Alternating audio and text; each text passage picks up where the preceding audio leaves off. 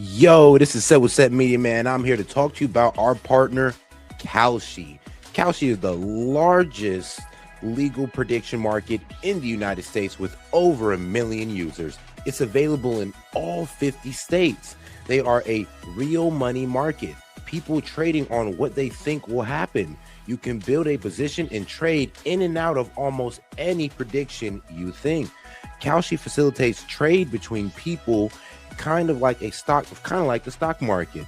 There's no limiting your trades just because you're winning. Kalshi will pay you interest on your position. So if you make a long-term trade, you can earn a return even before the market is resolved. If you want to try out Kalshi, go ahead and give them a try, guys, at my link, kalshi.com/setmedia. Get $20 when you trade 20, so it's 20 for 20, guys. Once again, that's kalshi.com/setmedia. Go ahead and use my code setmedia to get $20 when you trade 20. Let's go ahead and take a look here at Kalshi, because like I said, it is a trading market where you can put in your prediction and you can go ahead and earn interest on that. You can make money off the knowledge that you know, and if you put $20 in, you get $20 back. So all right, guys, make sure to go check out my guy at Kalshi, because you can get in on good trades like who will Trump nominate as Fed chair, will Ali Khamenei be outed as the supreme leader, and will the U.S. confirm that aliens exist before 2027. So if you want to get in on this action, once again, go ahead and go to my partners at Kalshi. Go ahead and use the link, or you can hit the QR code above and use Set Media to go ahead and get $20 when you trade 20. This is Set from Set Media, and shout out to Kalshi.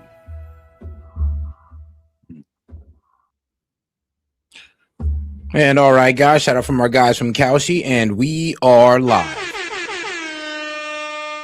Yo, this is Set with Set Media, guys, and I'm back with another one. All right, guys, about to jump right into this media analysis because a U.S. fighter jet was shot down over Iran. It does seem like we have got one of the soldiers. I'm still waiting on updates to see if we got the other one, but let's go ahead and get right into this news update. All right, guys, let's not forget to double tap that screen and like the video, and let's get right into it. And make sure you like the video on X and YouTube and Facebook.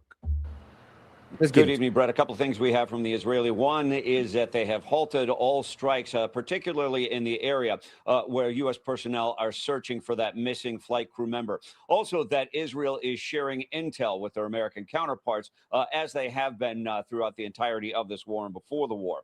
An Iranian television anchor with the state-controlled media has put out the call for the locals to take custody of any U.S. personnel found on the ground for an unspecified reward. And this quickly went into the Iranian propaganda machine, with the spokesman for the Revolutionary Guard saying it disproves the claim that air defenses have been destroyed. Following false claims by the U.S. president about the complete destruction of Iran's air defense system, an American hostile fighter jet was shot down in central Iranian airspace by a newly developed advanced aerospace defense system operated by the IRGC. And you know what's so crazy about that? I was just speaking on that last night when I was saying, I mean, look, U.S. intelligence said that only 1/3 of their missile defense system has been, immobilized or pretty much destroyed. Yeah, not 90 like Hegseth and Trump says. And this, well, sadly, the U.S. intelligence is matching up with what we've been seeing. And I mean, not just the shooting down of the jets, but also their constant firing to Israel and the constant firing of drones and missiles into the, what was it? I'm sorry, but what was it? Saudi Arabia, Kuwait, and UAE. Yeah, at our allies. And the area of the search is scarcely populated. It's mountainous and dry, and you're talking about 6,000 square miles. It has been dark in this part of the world for better than 6 hours now. Brett? Mike Tobin, live in Tel Aviv. Let's go now to the White House, where President Trump has been briefed on the situation. We're just learning the national security team is gathered at the White House. There we'll find Fox News senior White House correspondent Peter Doocy with more. Peter? And, Will, I was just told by a senior White House official that President Trump has been in either the Oval Office or the Oval Office dining room all day getting updates about this search from the national security team, who remain here in the West Wing, even though a lot of professional Washington has cleared out of town because it's Good Friday ahead of the Easter holiday and a long weekend. It's also spring break here in D.C., so a lot of federal offices are pretty empty right now, but there is a lot of activity in the West Wing. As for what President Trump is thinking about right now, if you talk to him at any point about things like this that happen, he will tell you that his worldview is that the world is a dangerous place. And it seems like this falls into that category because he is not planning to make any changes to the U.S. strategy over the next 2 to 3 weeks. Less than 48 hours ago, he said that we are almost done meeting our objectives in Iran. They needed to hit them hard for another 2 or 3 weeks. And he told NBC whether or not they asked him whether or not this was going to affect negotiations with Iran. The quote is, no, not at all. No, not at all. It's a war. We are in a war. And so we should not expect any changes to the strategy. We do expect some kind of a statement from CENTCOM, who have been operating this combat search and rescue mission in Iran since some point last night when this plane went down. We just don't have those details yet. It sounded like this morning they were working on something, but there is nothing to share yet. And notable, President Trump's public schedule today showed 3 things. Yeah, so as things stand right now, as far as everything's being reported, the most consistent report says that 2 of the U.S. Army men has been rescued and 1 remains missing. So right now, yes, we have 1 missing out there in Iran. And like I said, the Iranians are looking for him. So, I mean, hey, let's keep this guy in our prayers. Let's hope our boys get to him first so these guys don't have no hostages. None. Policy meetings and one thing that was listed as signing time.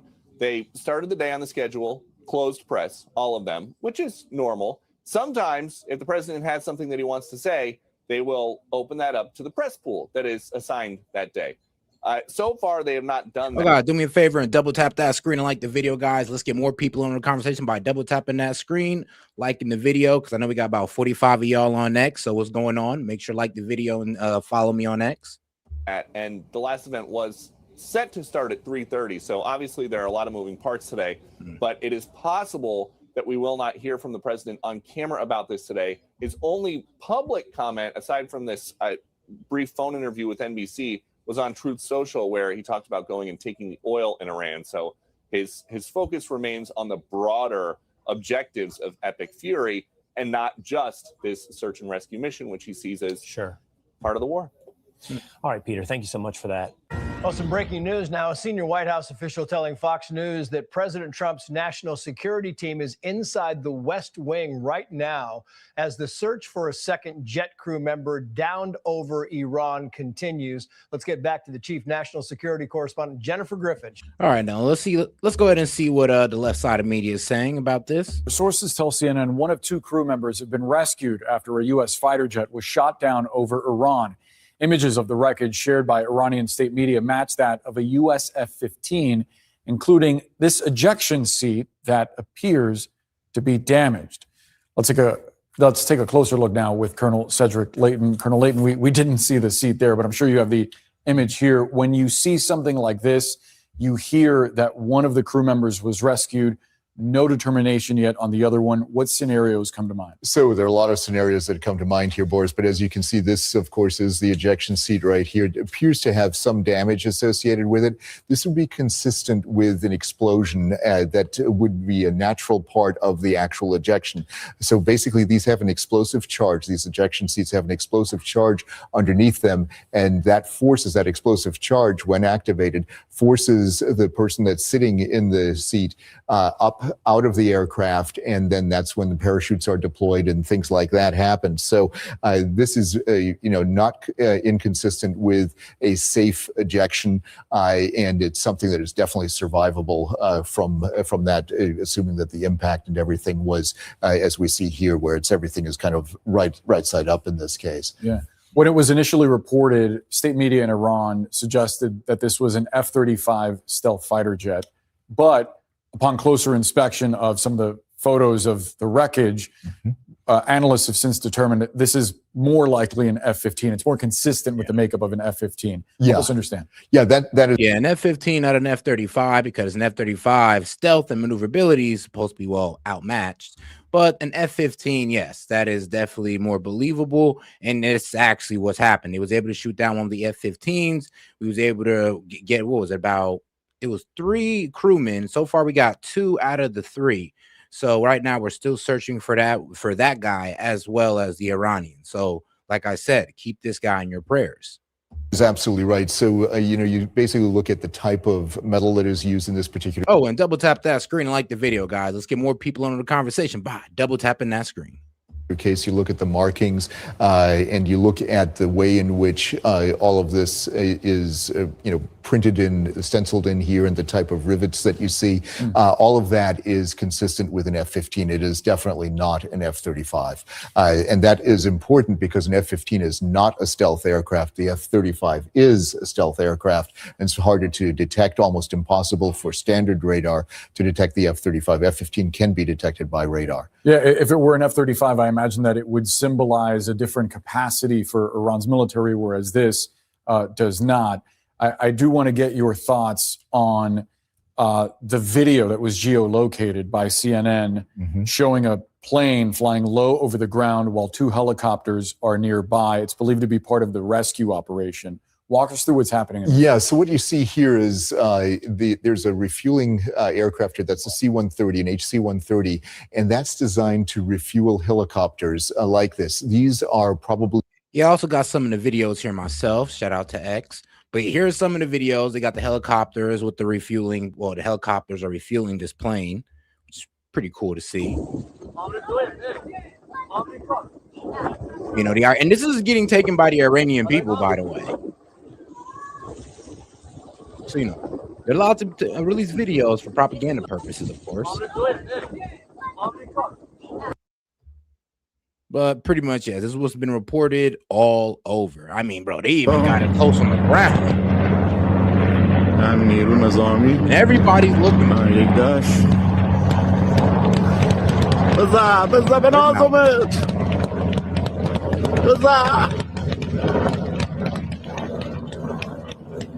So, yeah. Then we got a little bit more videos here. These are some soldiers on the look for this guy. Like, they're all armed. A bounty was put out for him. And here's the thing.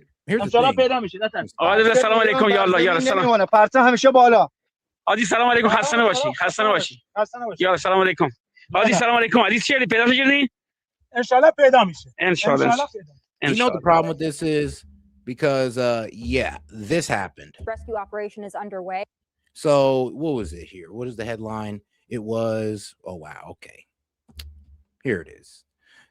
All right. Here it is. Breaking second U.S. jet crash over the Strait of Hormuz. Wait, is that the right one? Nope. It's right here. Crashed in southwestern Iran, but not before both crew members and F-15E down. A U.S. fighter jet crashed in southwestern Iran, but not before both crew members successfully ejected. One American airman has been rescued by U.S. forces, and the other is still missing, with a massive search underway.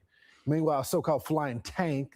And here's the crazy thing. While they're making these rescue missions, helicopter rescue team wounded by enemy fire in search for, well, you already know, in search for the pilots. Now, like I said, we got one of them. Now we're searching for the other.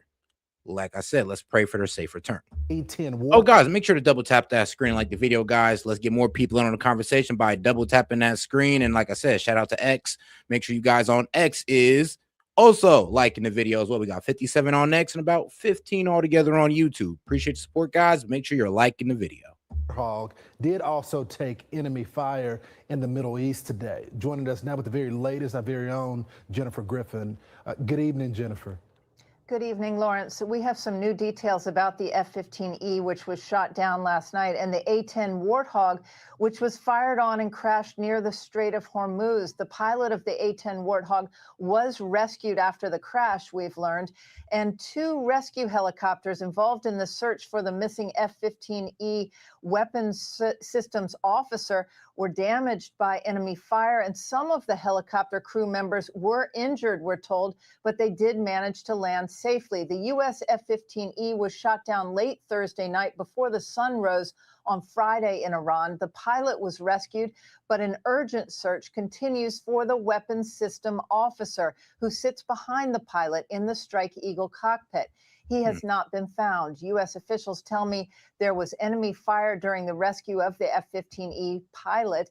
Video from Iran appears to show one of the American rescue helicopters being hit by enemy fire, black smoke coming off of its tail. This photo shows the ejection seat and parachute of one of the Strike Eagle crew members, likely the pilot who ejected after being shot down. Both crew members. And the worst part about that is that, well, yeah, the Iranians found that. So you already know that means they know he's in the area. And I mean, look, man, this is a military guy, so I'm pretty sure he knows procedure. Get it far away from the scene, find somewhere to hide.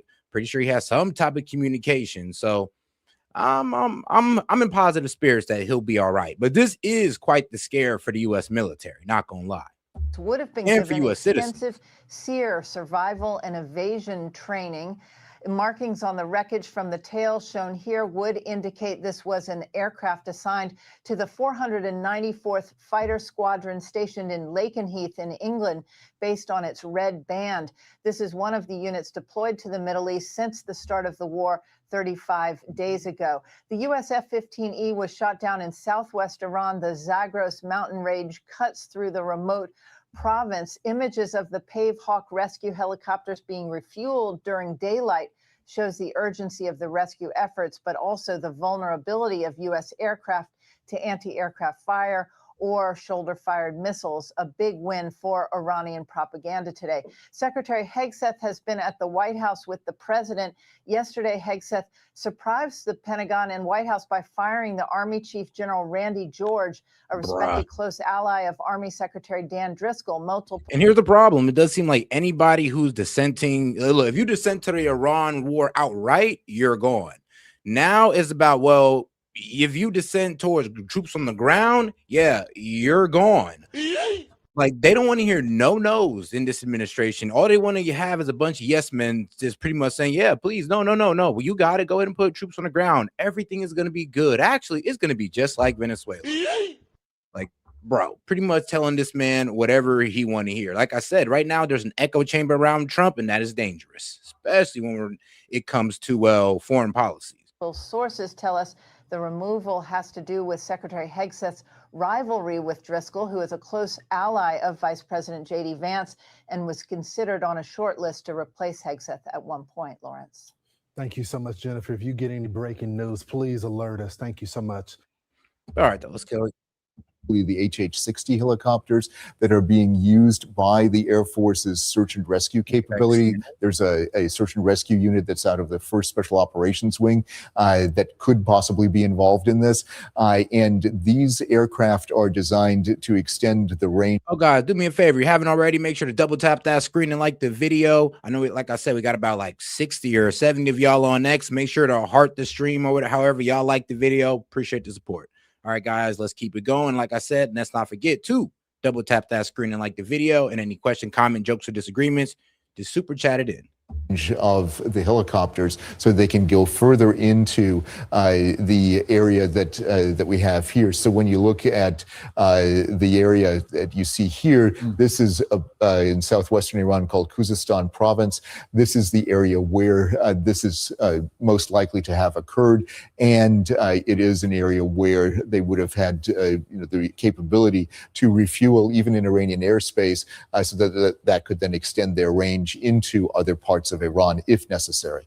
Put this into context for us, because even if it is an F-15 and not an F-35, there is still some symbolism to draw from this, especially because just a few nights ago. Yeah, there is, because this whole air superiority that we have over Iran, it doesn't really seem to be true if we go low enough.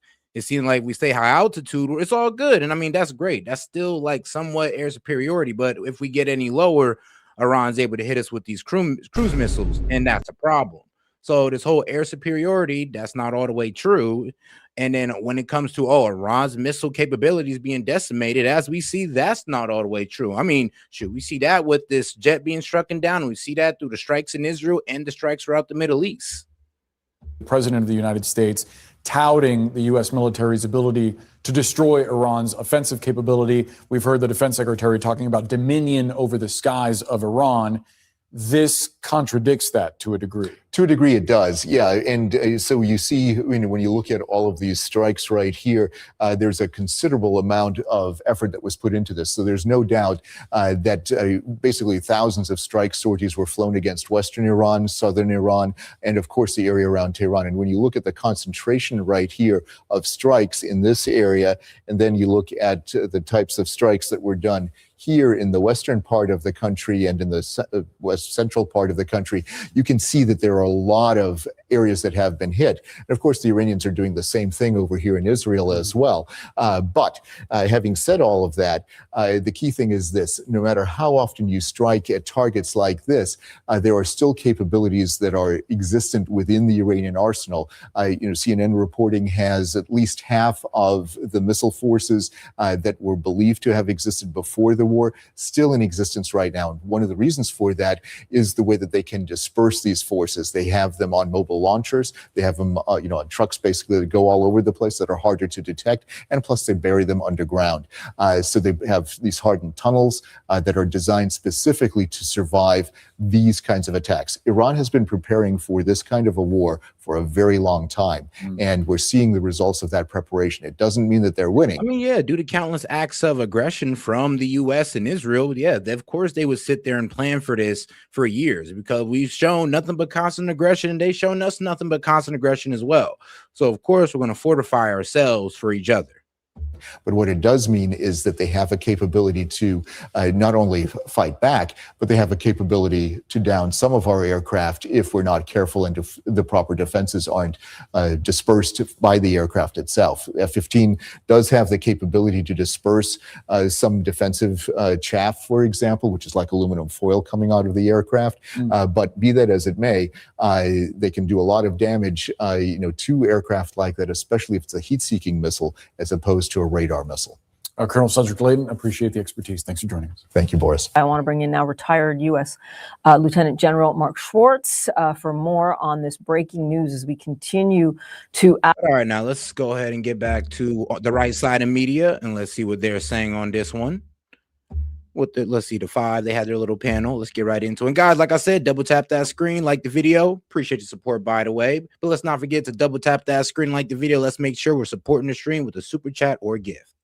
All right. This is a Fox News alert. A frantic search underway for a second pilot after a U.S. F-15E fighter jet was downed over southwest Iran. One of the pilots has been rescued and is receiving medical treatment. And President Trump telling NBC that this will not affect negotiations with Iran. Let's go right to Jennifer Griffin in Washington. Jennifer. Kaylee, it's not clear the condition of that crew member who was rescued. We've seen the harrowing images of the wreckage from the F-15E Strike Eagle fighter jet, which was shot down in the Kuz. Oh, God, man, we got about 13 of y'all in the vertical, man. Do me a favor and let's get the likes up to 10. Go ahead and do that by double tapping that screen and liking the video, guys. Like I said, in the vertical, let's make sure we're double tapping that screen. And if you're watching horizontal, make sure to smash that like button, guys. Let's get more people in on the conversation and let's beat this shadow ban, but we got to smash that like button. Khuzestan province. This is one of 31 provinces. It's a remote area that is in southwestern Iran, along the Iraqi border, but the Zagros Mountains go through this area. It is a remote region.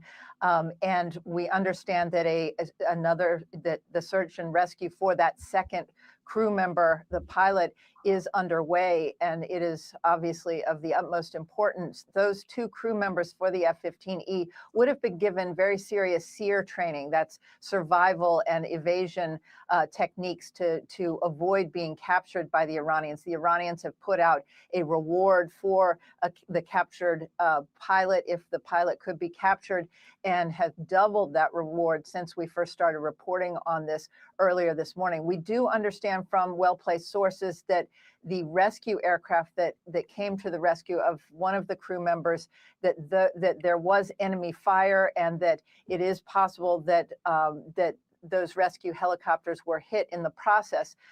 We are getting details. We're keeping some details that we are trying to confirm because of the sensitivity of the nature of this search and rescue mission. There are other reports of other aircraft being downed in the region, but we've not been able to confirm those yet. Kaylee. Jennifer, thank you. Meanwhile, Democrats are wasting no time attacking the president, accusing him of committing war crimes and threatening, well, you guessed it, another impeachment. He's kicked the hornet's nest. He's got his foot stuck in it, and he doesn't know how to get out. So what is he doing? He's resorting to war crimes. It's an embarrassment. He should be impeached now. I mean, he's taken us into a disastrous war. Democrats will impeach him once we take back the House and should impeach. I mean, yeah, I predicted that as well. I was like, yo, if this guy commits to those strikes on the energy facilities, water desalination centers, and then he lose the midterms, oh, no, he's cooked. No, they're going to try to put this man in jail, and they might successfully do it, sadly. Well, not just impeach him, but actually put this man in jail. But all right, guys. Oh, and double tap that screen and like the video, guys. Appreciate the support. And of course, Rohana would be the one to say this. You know, I kind of liked him. I'm not even going to lie. Due to the Epstein Transparency Act, he's a real one for that one. And he's also being a real one right now by expressing the fact that, yeah, I mean, well, yo, if we win the House, yeah, Donald Trump's cooked and we're going to come after him for what he's doing in Iran. If you disagree or not, I mean, let's be real. We all know the Democrats are dedicated to taking this man down. Impeach him for all the things he's done. And depending on the Senate, he may face conviction. I mean, that's pure insanity, and we will get to that in a moment. So do not worry, the Democrats will not go unaddressed. But I want to start with the most important point we are learning, Emily, and that is, of course, the down plane, the one search for the pilot continuing. We are told that President Trump's been in the Oval Office all day, the Oval Office dining room. The national security team is there, and he's been monitoring. Indeed. There is no more primary mission right now for the entire United States and our commander-in-chief than the rescue of that second pilot and retrieving our treasure. And that's what it is. And I want to talk for a moment about the valor and the safety as well danger that faces the search and rescue personnel that are going after him. We all remember the Vietnam War and the POWs there. And Colonel Tom Moe was at the controls of an F-4, also an Air Force jet, when he was shot down. And in his inverted tailspin, had the wherewithal to radio back to the airbase and talk about it was actually their own munitions, saving their lives. And he evaded capture for 3 days. And during that time was in constant radio comms with the search and rescue personnel of the Air Force and more. And he was on the radio with then Colonel Bob Wilkie, who was at the controls of a Skyraider when Colonel Wilkie was shot down. So Colonel Moe, who was escaping capture by the Vietnamese, heard his rescuer shot down. And then he went on to be captured. He was a POW for almost 6 years. And the first question he had when he was returned to the Americans was, what was the name of that pilot that died saving my life?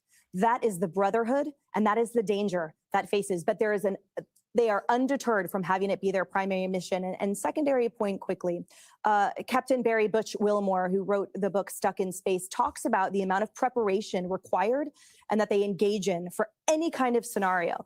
10,000 hours in simulators and in real world scenarios, rehearsing, essentially preparing for not only the absolute. Well, here's the thing, though. You guys are acting like, well, we didn't know this was going to happen. That's what I'm saying. All the people on the anti-war side was pretty much telling y'all that, look, this is not going to be like Iran. You're not just going to have air superiority like y'all been framing you guys have, that we've been framing for what? A whole month now. We've been framing that we have been having this air superiority when they've now confirmed to shot down at least about 2 of our jets. So I hear the story. Trust me, I trust our soldiers to do the right thing, but this is what we were warning you guys about. And now you're trying to tell us about the testicular fortitude of our soldiers. Trust me, we know. You don't need to remind us. What we're going to remind you is why this was a bad idea. Worst, but any kind of scenarios. The scenarios that might take 1/2 an instant, that might last a duration of 6 minutes. But the point is you prepare for every type of that scenario. So I have no doubt that the pilot and the Wizzo, as it's called in the Air Force, F-15E, were properly prepared. And so too are the search and rescue teams that are going out there, and that will not stop until they find the second one. You know, Paul, President Trump has issued pretty clear warnings to Iran about what will come. He talked about Iran looking like the— Oh, guys, we got about 18 of y'all in here, man. Do me a favor and double tap that screen and like the video, guys. Let's get more people on the conversation by double tapping that screen, and make sure to subscribe to the channel if you haven't already. Stone Age, should they continue this. And you have the Iranian foreign minister who came out and said striking civilian structures, including unfinished bridges, will not compel Iranians to surrender. Yeah, so look, one of the things that we are reminded of today is that, as we used to say in the intelligence game, the enemy gets a vote, okay? Yeah. And war is not antiseptic, no matter how you portray it and how it looks on television, okay? This is the inevitable result of doing what we're doing. But let's review the facts here, and let's understand the two sides of this quite accurately, because I want to respond to these allegations of war crimes, which I think is the kind of hyperbole that is really why we don't trust Congress these days, and why their ratings are what they are, because that's way over the top while we have people in theater fighting this war.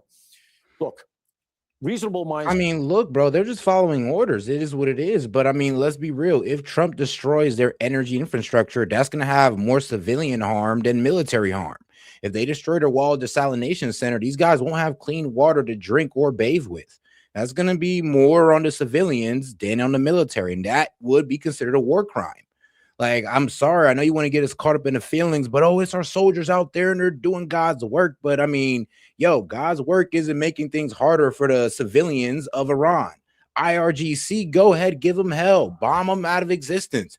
But when you start hitting civilian infrastructure that's going to affect them, yes, that's a war crime. And it doesn't matter who's doing it. It's still a war crime. Can disagree about whether or not going into Iran was a good idea, okay? I had ambivalence myself as well, confronting this when we had the aircraft carriers off the coast and by the Persian Gulf. But I would say two things. Number one, let's understand the stakes. If you believe that a nuclear-armed Iran with ICBMs would not attack America because of some theory, let's say, of mutually assured destruction. Okay, you got any questions, comments, jokes, or disagreements for me? Go ahead and super chat it in, $2 and up, or you can go ahead and send in the Venmo. If not, show some support to the stream by double tapping that screen and liking the video. Destruction, which is what was always in place with us and the Soviets. If you think that that would work, then sure, I get the idea of saying this was a complete miscalculation. There was no reason to do it. They weren't a threat to us, because if we just leave them alone, they'll leave us alone. And that has to be the calculus, because they're going to get a nuke. That's at this point irrefutable. And number two, we know they had a missile that could go 2,000 miles that they weren't supposed to have. We also know they have an ICBM program. In a matter of time before they can hit, forget our allies in Europe, never mind them, I should say, but the East Coast of America. Never mind allies in the Middle East, not just Israel, but the— Yeah, but here's the thing, though. Bringing up their weapons capability is kind of like a moot argument, because like, oh, well, they're just so dangerous. They can attack us any second. Well, here's the thing. They ain't started attacking until we attack them. Yeah, so, I mean, look, here's the thing. Yes, it did surprise me. It surprised everybody when we realized that Iran has actually better missile capabilities than we thought. Who'd have knew? But here's the problem, though. It wouldn't have been a problem or a threat to us if we didn't attack them. Like, that's the problem with calling Iran an imminent threat, because, like, how are they an imminent threat when we attack them first? When if they was to attack us, I know what you guys are saying, so set, they got to attack us first? I mean, shoot, if you want to use the argument of an imminent threat, then yes. But if you attack them first, you can't use that argument. The allies. So the point is this: if you believe that the mutually assured destruction, the balance of power, would have held all of that together, then I'm compelled by that argument that, you know what, we should have left it alone. But the truth of the matter is that I worked against these people, and I know how to mull this thing to the extent that anybody sitting on this side of the divide can know. And I don't trust them. And their messianic mission, their single-mindedness to get this nuclear device when their economy sucks, their people are in. But here's, and it's funny that he said, like I said, they have not pushed towards a nuke.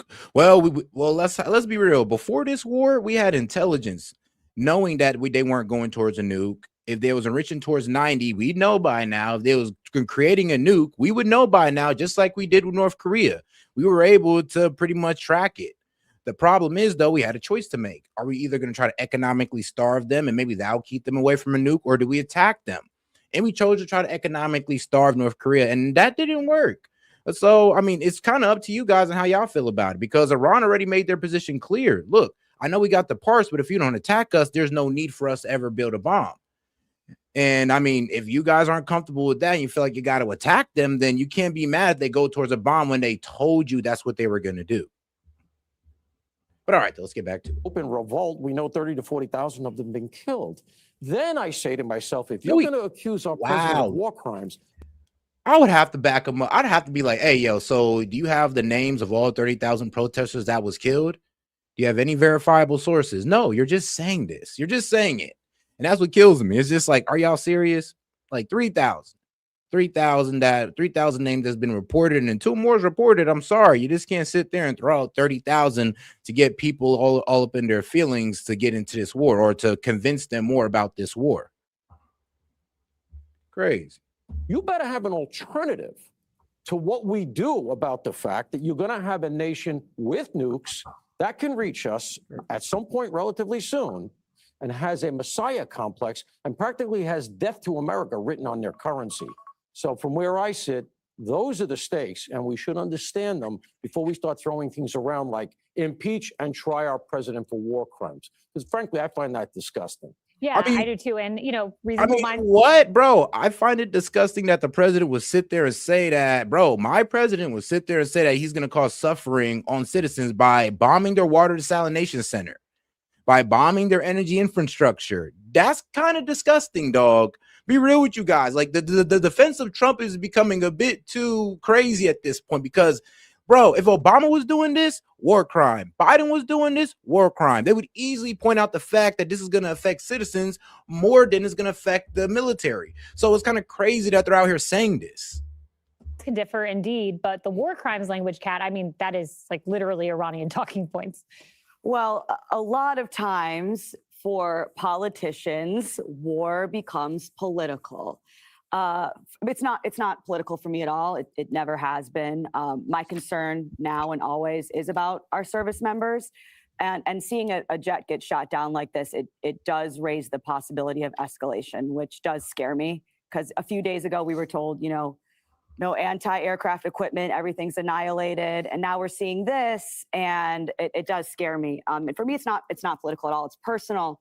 Just as the wife of a combat veteran, seeing what happened in Afghanistan, and then just seeing my husband suffer as he watched everything he fought for and that some of his classmates and friends died for fall apart so quickly. I mean, even war changes people, and seeing that up so close and personal changed me, even though I was always somebody who was a bit of a skeptic. But of course, I can't help but notice how some people who are just suddenly outraged about this war didn't seem to care so much about the ones before. So if you care about the consequences of war, then that should matter every time and not just when.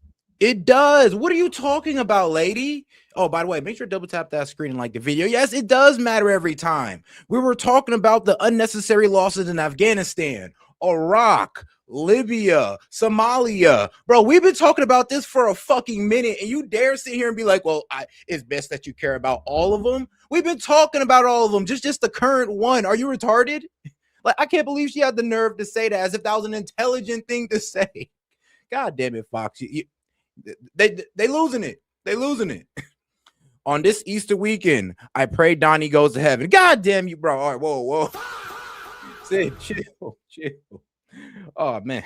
And shout out to my man Sid for starting us off. Appreciate the support, bro.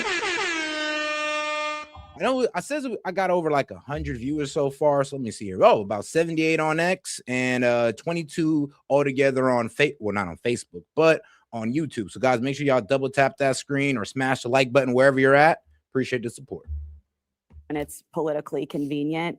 So, I mean, I know that this is a part of war, and that's exactly why I'm so hesitant about war. And I know a lot of people in my generation are more skeptical or are more concerned because we are the generation that fought the wars that we had in the Middle East already. So I don't want to get nuked by an Iranian weapon any more than anyone else does, obviously. But I think that for a lot of us in my generation, these soldiers were our spouses, were our friends, and we have, maybe some concerns. You can have concerns, but also be hoping for the best for all of our soldiers and military and be wanting to see things go well. I'm looking at this every day, hoping to see good news, hoping to see it wrapped up quickly. And I do find it very, very wrong and gross to see, I think, of course, not everyone, not me, but some people who almost seem like the most important thing is the politics of it all. And just because it's Trump. So I think that there are many ways to look at this. I mean, here's the thing. You guys are glazing this war because it's Trump, even though other operations in the Middle East went terribly and giving us bad results. So you're doing the same thing. I'm gonna be real with you. Most important thing has to be our service members and what's best for our country. Absolutely. And they have names and they have stories like John Alex Kleiner, who left behind 2 7-month-old twins and a toddler as well, a beautiful father, and now a wife who is a widow. And, you know, President Trump wants to make sure that sacrifice is worth it. And the question for others is what is the alternative? Iran getting a nuclear weapon? It's a tough quagmire. Well, the alternative is there isn't one. That's what I love about these Democratic geniuses that go on and they love to tell a high chair quarterback and tell everybody what is going wrong, but you never hear what was going right or what's your plan? How would you handle it? This is.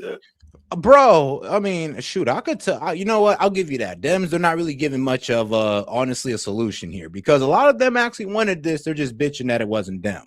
But if you was asking me as an anti-war guy, I would look him dead in the face and I'd have been like, Obama's JCPOA, but a stricter version. Okay, it's that easy. We don't got to put boots on the ground. We don't got to start striking people. None of this had to happen. None of it. We could have just sat down with these guys, put ink on paper, and then get the UN and other inspectors in there. And then eventually, due to the goodwill of them possibly following it, we'll go ahead and get our own US inspectors on there, and then we'd be able to live happily ever after. I mean, what's wrong with that? What? Am I an IRGC spy now because I want diplomacy? This is crazy. This is a war that we are dominating in, but just like a prize fight where a guy is winning every round, every once in a while, the other guy is going to get a punch in. And they get a punch in, and if it's his hometown, the whole place goes insane. Wow, we got one jab in. But the whole time they're getting pummeled and getting beat. And that's the problem we have between the two countries. Iran doesn't care about their people. There's no way to track where their missiles are because they will put them under a school. They will put them in a church. They will put them wherever they need to be. And Iran is a big place. They get one shot in, and the people who are supposed to support our troops, regardless, and these are elected officials, and they're all about the troops when it comes time for election.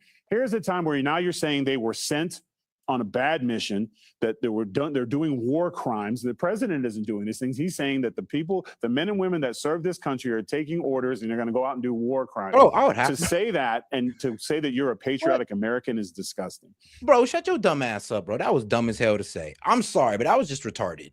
First off, double tap that screen like the video guys, like, please. And second off, like, bro, are you serious? Like, is that a real argument to sit there and say that, oh, well, if you disagree with this war in any way, shape, or form, you're an American?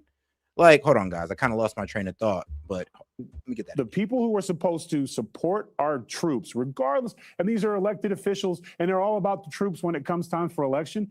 Here's a time where now you're saying they were sent on a bad mission, that they're doing war crimes. The president isn't doing these things. Okay, yeah, that's what I'd have to back him, like, pretty much be at his neck on that one. I'm like, so, is destroying an energy infrastructure that would affect most civilians, is that a war crime?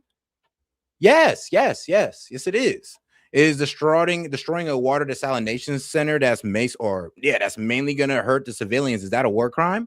Yes, it is. So when they're saying this, they're not coming off the hip with it. I'm telling you, they're not. And here's the problem. I mean, Donald Trump might not even really be charged for this, but the Dems have a really good argument, though. And I mean, I get it. Obama's committed some wild things. Obama, yes, we get that. But we voted for our president to do better. Now, when he does the same exact thing, we want to play the what about game. We voted for better, not what about. He's saying that the men and women that serve this country are taking orders and they're going to go out and do war crimes. To say that and to say that you're a patriotic American is disgusting. Shout out to my man Sid. Talking points. He says women with glasses have opinion on TV, and we supposed to listen. LOL. Shut the fuck up, nerd. Like, damn, Sid. Like, this man Sid don't care tonight. Oh man, shout out to my man Sid. And if you have any questions, comments, jokes, or disagreements, you could be like my man Sid and send in a super chat $2 and up will, I guess, get you a sentence. So appreciate the support, guys. And let's not forget to double tap that screen and like the video. Whoop. Doesn't matter. When President Trump got shot, they weren't out there saying this was terrible. They're like, well, it's his fault. Or they would make a little and it's the same thing. The war, we know the war is successful because they're so upset. And the first time there's a little hiccup in terms of they got one of our planes. This man literally said we're gauging the success of this war on the outrage from the libs. So don't matter how much of our equipment gets destroyed, don't matter how much lives are lost, the war is all good as long as the libs are outraged. Yeah, we're cooked. We're cooked for the midterms, guys. It's over, bro. Just pack it in. Just prepare for Democrat domination. You know what, Sid? Joking. I'm joking, guys. But Sid, we might actually have that blue wave, guys. Just go ahead and get your Kamala hats. Just I don't know, dig it out the trash somewhere, because if this is what they're saying, then we're cooked, bro. Bro literally said, you know what? The success of this war depends on the outrage of the libs. Like, I'm just like, oh yeah, we're done. All right. They acted like, oh wow, it's now the war's changed. America's on the ropes now. They're not. It's a terrible thing when one of our own goes down. He has the training. There's people in place. The president is literally sitting and watching one to make sure, wants to know what's going on. He didn't have to look for him. We didn't have to look for somebody in the White. We had understand that Iran had basically 4 years to load up and do whatever they want. And now, and even with all the stuff, the timing that they had, we have crippled them so much to where they're reduced to they got one time and they want to have a parade and they want to, I feel very bad for the leadership that's left, because just their reactions from all of this, we're going to see a very powerful response from the American government and our men and women who are serving. We do. And to that end, my question for Seth Moulton, war crimes. Have you mentioned that Iran is recruiting child soldiers as young as 12 years old? There is one party that's committing war crimes. Oh, and shout out to my man Sid for the baller alert on Venmo. Shoot, right now we're at, well, thanks to you, we're at like 55. So yeah, we're like halfway there. Shout out to my man Sid. Whoops. So like halfway there is with my man Sid. I mean, shoot, yeah, we're halfway, because your 20 makes 40, then there's 10, there's 50. I think you sent another one in, so I think that's 55. I'll check. I'll make sure I'll double check. But appreciate the support, my brother. And guys, make sure to be like Sid, and you can either send in a super chat or double tap that screen to show your support. It is the Or Iranian both. terrorist regime. Exactly. And just to close the loop, if I can, real quick, you know, I don't want to hear that the alternative was the JCPOA, because you still hear that, right? When you consider the fact that as part of the negotiations here, we were just told that they had enough nukes for building. Now, user, see, like, come on, user, we can't play the what about Biden game right now.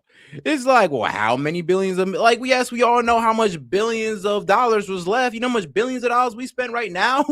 How much military equipment is getting effed up right now? It's like, brother, I love you, but you gotta admit here, we can't play the what about Biden game when it comes to the fact that we voted for better and we're not getting it. We voted for no new wars in the Middle East, and now that it's happened and we want to play the what about Biden? Nah, we can't do that, bro. We can't, because we voted for better. If we didn't vote for no new wars and Trump did this, then I mean, yeah, sure, we could sit there and play the what about Biden game, but we did. So this what about Biden game that we're playing ain't it? Like, sure, we could play that with inflation, maybe even the stock market, but not this war. I mean, let's be real. Biden didn't get us into a full-out war with Iran or any other country. Sure, proxy, sure, but not a full-out war. At least, what was it, 10, 11 devices? But furthermore, they're not supposed to have the missile that they just fired 2,000 miles. So you're telling me that the inspection regime was working? You don't develop that. And you're right, user. I am staying as grounded as possible. But please understand that this war definitely did piss me off. And the excuses that people are giving me for it is honestly pissing me off even more. I'm not even going to lie. Like, the excuses for it are even worse than the war, sadly. Oh, and shout out to my man Sid. He says, join me, motherfuckers. Yes, go ahead and join my man Sid on the support.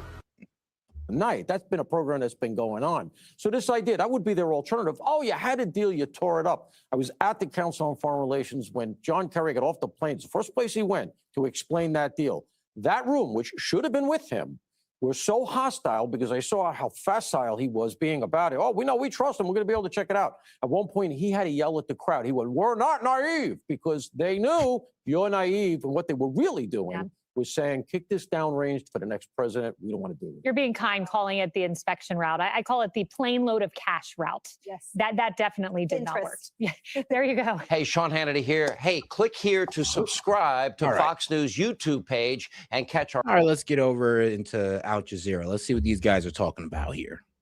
Look at the U.S. fighter jet that Iran says it downed over the Southwest. The first model of the U.S. F-18E Strike Eagle fighter was delivered in 1988. It's a dual-role fighter jet, and that means it can conduct air-to-air combat and ground attack missions. The plane has 2 crew members, a pilot and a weapons officer. When it was first released, each plane cost $31 million. Newer models are now closer to $100 million. Joining us now is Samir Puri. He's a visiting lecturer in war studies at King's College in London, and he is joining us from Singapore. Thank you so much for being with us to talk about this story. I want to ask you first, how difficult of a search and rescue operation will this be for the United States? I mean, I ain't gonna lie, just to give a quick prediction, I don't know. It shouldn't be that bad, you know, seeing that it's mainly mountains and not like bros in the forest or the Amazon forest, where it would damn near be impossible to see him, like, you know, underneath the trees. But I mean, he's out there in the desert, in the mountains somewhere, hopefully safe. So it should be an easy find as long as he stay out of sight. Well, it's going to be very challenging because it's going to be a search and rescue mission that's being conducted under the further threats of Iranian fire. Yeah, and that too. Yeah, the Iranians are out there looking for reward, and they're out there pretty much shooting at helicopters and the planes with just regular guns, by the way. They're not even like, bro, they're not out here with the RPGs. They're just out here trying to shoot them with well, regular ass guns. And then while the helicopter was trying to pick up the first guy, they were fired upon, and one of the helicopter rescue guys was wounded. So yes, it's going to be very difficult on that aspect of it. But finding them, see, like I said, since it's a straight out desert, it shouldn't be that hard. But getting them, due to the fact that, I mean, let's be real, everybody in the sky is looking at these helicopters. They're waiting for the helicopters to descend to see where they're going, and they're most likely going to crowd that area. So this is also the problem. Most likely probably why they're going to carry off operations at night. Any of the aircraft, whether they're helicopters or other aircraft being used in the search and rescue mission, there's only a limited amount that satellites and things can do at a certain level, because this is looking for... All right, and shout out to my man Sid. He says, yep, this should do it, right? And that did do it, my friend. Shout out to my man Sid, because the call-in line is open. You go ahead and get that set up for you, my man. One individual, one crew member from the F-15E that was shot down in a very large area. Some of it's mountainous, some of it's desert, but a lot of it's going to require quite a close view from aircraft that are having to pass through the threats of further enemy fire. And of course, for Iran, downing a third American aircraft in quick succession would be a very, very big prize indeed. Samir, I want to play for you, before I ask the next question, a clip from the U.S. Secretary of Defense Pete Hegseth and what he's been saying over the past couple of weeks. I hope all the folks watching understand what uncontested airspace and complete control means. It means we will fly all day, all night, day and night, finding, fixing, and finishing the missiles and defense industrial base of the Iranian military. Yeah, y'all just did my man Hegseth dirty, bro. I ain't even gonna lie. They did him dirty because it's like, you know, talk about air superiority and we got jets getting shot down. I mean, kind of go against everything you're talking about right now. So, yeah, they kind of got him on that. But shout out to my man Sid, bro. How's it going, bro? What's up, dude? How are you doing? Man, it's all good. It's all good. Besides this whole rescue mission thing, I'm not even gonna lie. I don't like it because, you know, I care about the safety of our troops, believe it or not. But well, it's great to see you, man. It's great to talk to you. Oh yeah, bro. Same here. But being part of your community. Earlier today, there were people talking about how, you know, they might have been wrong about the war, and don't want to name names too much, but people are coming around to our side. I'll just say that. Oh, you know what? It actually gives me a little bit of relief. Because man, hey man, I'm always gonna love my supporters even if we disagree. The problem is though, it's just like, come on, guys, like how much do we need to see before it's just like Yeah, it's getting ridiculous, man. It's getting fucking ridiculous.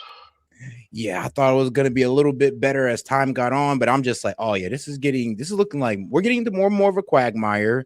Like the president and the Pete Hegseth is telling us one stuff, but like I said, the reality on the ground and in the air apparently is completely different. Dude, So I never thought I would see the day where Alex Jones was saying like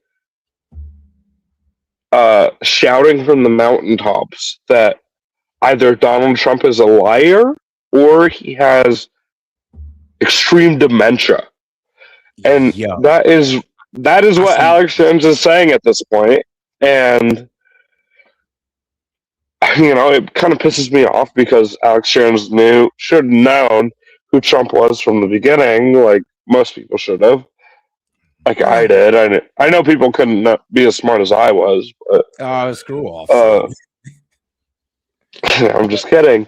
But you know what I mean, though. It is kind of insane for me to see. It is like. Look, I would say like this: the reason why I would say I didn't really see this coming is because I didn't think that I was just looking at his progress, and I'm just like, if he just focused on affordability, everybody won't be able to complain. Then all of a sudden he jumps into this war that's gonna do the worst damage on affordability. Bro, this was always gonna happen though. Why would I know this was always gonna happen? But you didn't. You're not any smarter than me. You're not any smarter. Bro, I seen the signs of it, but I ain't gonna lie. I was a little bit in disbelief when I started seeing the Laura Loomers and the Mark Levin get set in. And they started pushing out the Thomas Massey and the Margie Taylor Greene. I was like, hold on, guys. It's looking like we actually might go to war here. Like, yeah, but bro, I saw this back in 2016, dude. I'm talking 2016. I saw this. You saw war to Iran since 2016. War in Iran. I saw everything that Trump has done his entire career in politics. I would say since he got. And by the way, I didn't even vote in 2016. That was the first election I was able to vote in. And I thought Hillary had it in the bag. I thought she would win. I didn't want her to win. I didn't really like her. I didn't want Trump to win either. But I wanted Bernie, right? I was a Bernie bro. But yeah. I thought she would win, so I didn't vote. And then Trump won, and I was immediately like, okay, I got to kick into gear and undermine this fucking motherfucker everywhere I can. And since then, I've known what he was about to do all the time. And like, you're no smarter than me. You could see the writing on the wall too. I really don't know how you couldn't see all this coming. Like, well, you got to remember here. Hold on now. You got to remember. First off, you didn't think Trump could do anything right. I mean, there was even a couple of things we had to shake you up about just to get you like, all right, Trump ain't that bad on it. But this right here, like I said, even I started seeing the writing on the wall, like honestly around Midnight Hammer, and I'm just like, look, if this doesn't get settled diplomatically, then it's gonna look like we're going into war with Iran. And I kind of start hinting that. I kind of start saying it like, oh man, guys, I mean, it looks like it might be at war with Iran. Like since Midnight Hammer, I was hinting that, hoping that it wouldn't happen. But once it happened, and like I said, I voted for Trump. Like I said, one because of the economy, 2 for no new wars, and 3 because of course he did a great job on immigration, so I'll give him that. But the 2 main parts was the economy and no new war, and those kind of go hand in hand because if you get into a war, you kind of F the economy up with it. Down the line, of course. People like to say, "What war is good for business?" I'm like, well, not for us, but for weapons companies, sure. And if you're a lobbyist for them, then I guess you can make that point. But if you're average American, like most of us ain't working in those weapons factories, and a lot of us are taking on that high pricing because of war. Yeah, and I mean, like, you've received nothing from the war, like, profits they've gained from weapons manufacturers or war manufacturers. Like, what the fuck have you gained from Trump ever being president versus Biden, Obama? Like, It's all culture I war. remember It's all the border culture shut war down. bullshit. Now Oh the yeah, the border shut but down. right. Yeah. But That's we he just said got a what? jobs report. We just got a jobs report in March of 2026 where foreign-born workers were the only motherfuckers to gain jobs. No way. Hold up, bro. The job reports actually wasn't that bad. It's Actually, pretty it was bad, pretty man. good. It beat It's expectations. pretty bad if you go outside the fucking propaganda government arm of who's reporting it. Really? So it mostly came from mostly foreign born. I mean, that's what I was saying. Maybe I was saying bullshit, but I don't know. You never know. But hey, I don't know about that. Let's see. Based on Euro statistics, the U.S. economy added 178,000 jobs in March, rebounding from the downward revised loss of 133,000 jobs in February. The U.S. employment rate ticked down to 4.3. So that's not too bad. It's not really telling me like who was foreign born and who was native born, but like if you look at the numbers straight up, we've actually added jobs, or we're trying to come back from a loss. yeah. And here's also the other thing: every time that since Trump has been president, a jobs report has come out, and It hasn't been revised. Yeah, it's been revised 2 months later, where That's all it comes out that it was like 1/5 of what was originally thought, or even negative. But by the way, I will go get you what I originally saw, so you don't think I'm just like pulling shit out of my ass here. Okay, But please, because I'm not even gonna lie. There's some of the what was it? The immigration crackdowns, like internal immigration crackdowns. He is walking back on that a little bit, and I feel like he's doing that to try to win favor with the Dems, so it'll help him support this damn war. So he's kind of just like placating to them a little bit, kind of pulling dude, back. nothing will work. Trump is over. People gotta understand Trump is over. He's not the future. He will never be the future. He can't be the future. He can't be the He's future. a He's old. he's a lame duck. He only has one term. He's unfortunately the present, but he's not the future. So people are starting to jump ship. People are abandoning this motherfucker, and people are seeing for him for what he is. He's a scam artist. He manipulates people. He pulls out the worst in people. The dumbest aspects of all of our psyches is what he's always been able to tap into.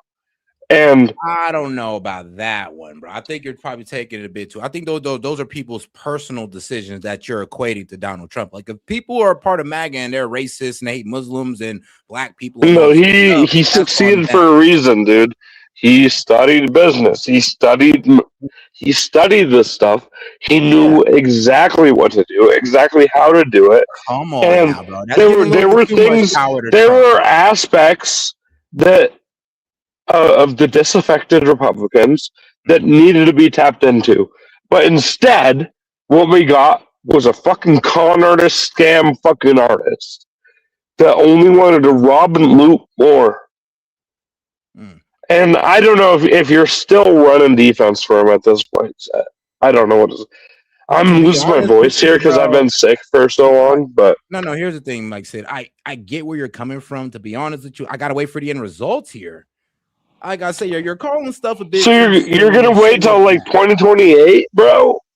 You're seeing what's happening now. No choice. We got it, bro. We have no choice but to wait to 2028. You're seeing what's happening right now, motherfucker. Bro, what are you talking about? What is he gonna get impeached in by what 2027? Bro, he got us into this fucking bullshit war that we should be in. You're right, but you're acting like there isn't a way he can get off this and steer us right back on the right. No, even if he gets off of it, bro, he got us into it. Him fixing the problem, fixing a fucking problem set. Him fixing a problem you're acting like there is no other way this can end. Him fixing a problem he created means nothing to me. It should be nothing to you. Bro, I do believe in second chances, and if it's a problem that you create that you can get Second yourself out of chances. and correct, This is a fucking third, correct fourth, themselves, fifth bro. chance. If he don't correct himself, then okay, you got it. He's fucked. I've already admitted This that. isn't. If Trump don't This is a correct fucking. himself, he's gonna This cook is himself a. for the midterms. But what you It's want not is an third, outright a damnation of the man, fourth, as if there's fifth, no redemption. sixth But there is. chance, There's bro. redemption for everybody, my brother. Not for people that you're voting to lead you. And this is not his second chance. He's had a multitude of chances. He's been the forefront of our politics for 10 years now. He's never done anything good. I don't know about. Come on, bro. Now, it's like I said, you're over exaggerating it a bit. Come on now. He, like I said, one, he can still correct Oh my course, God. even though it's unlikely. This is fucking Stockholm syndrome. This is Stockholm. Stockholm syndrome. Acting like I'm supporting it. I'm just giving you the possibility that low key, he could open his eyes the next day and realize, oh yeah, this was retarded. We can And go do ahead get what? out of this, And do what? and we could What's he correct gonna course. do? He doesn't have that choice, Seth. You don't think he has that choice? So he got us into it, but you don't say he can get us out of it. No, he doesn't have that leverage, man. What leverage are you talking about? But like, please explain. He can't just end this. It doesn't just end. He wants to end it. He wishes he could just end it. He wishes he could just walk away and everything would be the same. But it's not. It's not the same. It'll never be the same. Well, goddamn, I think you're being now. Damn, people thought I was a doomer, but look, I hear you out, bro. But like I said, look, even though it doesn't seem likely, things could still turn around for the best. So, and what can maybe I'm too positive of a guy, but trust me, I'm not an idiot, and I don't have Stockholm syndrome. If he doesn't correct course, I'm gonna continue being on his ass, and after a certain point, I'm just gonna be like, all right, yeah, Trump, he screwed himself, he had a good plan, and he fucked it up. I know you will. I know you will. I'm not saying like the world's gonna end or anything. But dude, this is probably the end of the American empire. You look at Iran's demands. I'll give you that argument. All right. These guys have leverage, and think at the very least, think they have leverage that is unimaginable. They're coming out stronger from this than they went into this, and we are coming out much, much weaker. And honestly, a complete embarrassment on the world stage. Like I said, I could see, like, bro, I completely understand your point here, and I completely understand why you're so upset. But at the end of the day, like I said, there could be a course correction. But as of right now, I mean, bro, I can't even argue what you're saying. This is what's going on right now. All I could tell you is that, bro, I'm with you, but I still believe that there could be a course correction on this one. A course correction set? There could be a course Would be Trump resigning? Would be holding elections now?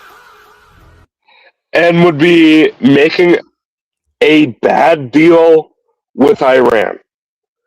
A bad deal. Because that's all we have now. It's that or total war. It's that or total war. There's still a decent chance we can get them into like a stricter version of JCPOA before we get it into like no, it's going to be looser. It'll be looser. The best we're going to be able to do is a much looser version of the JCPOA, which Trump will never accept.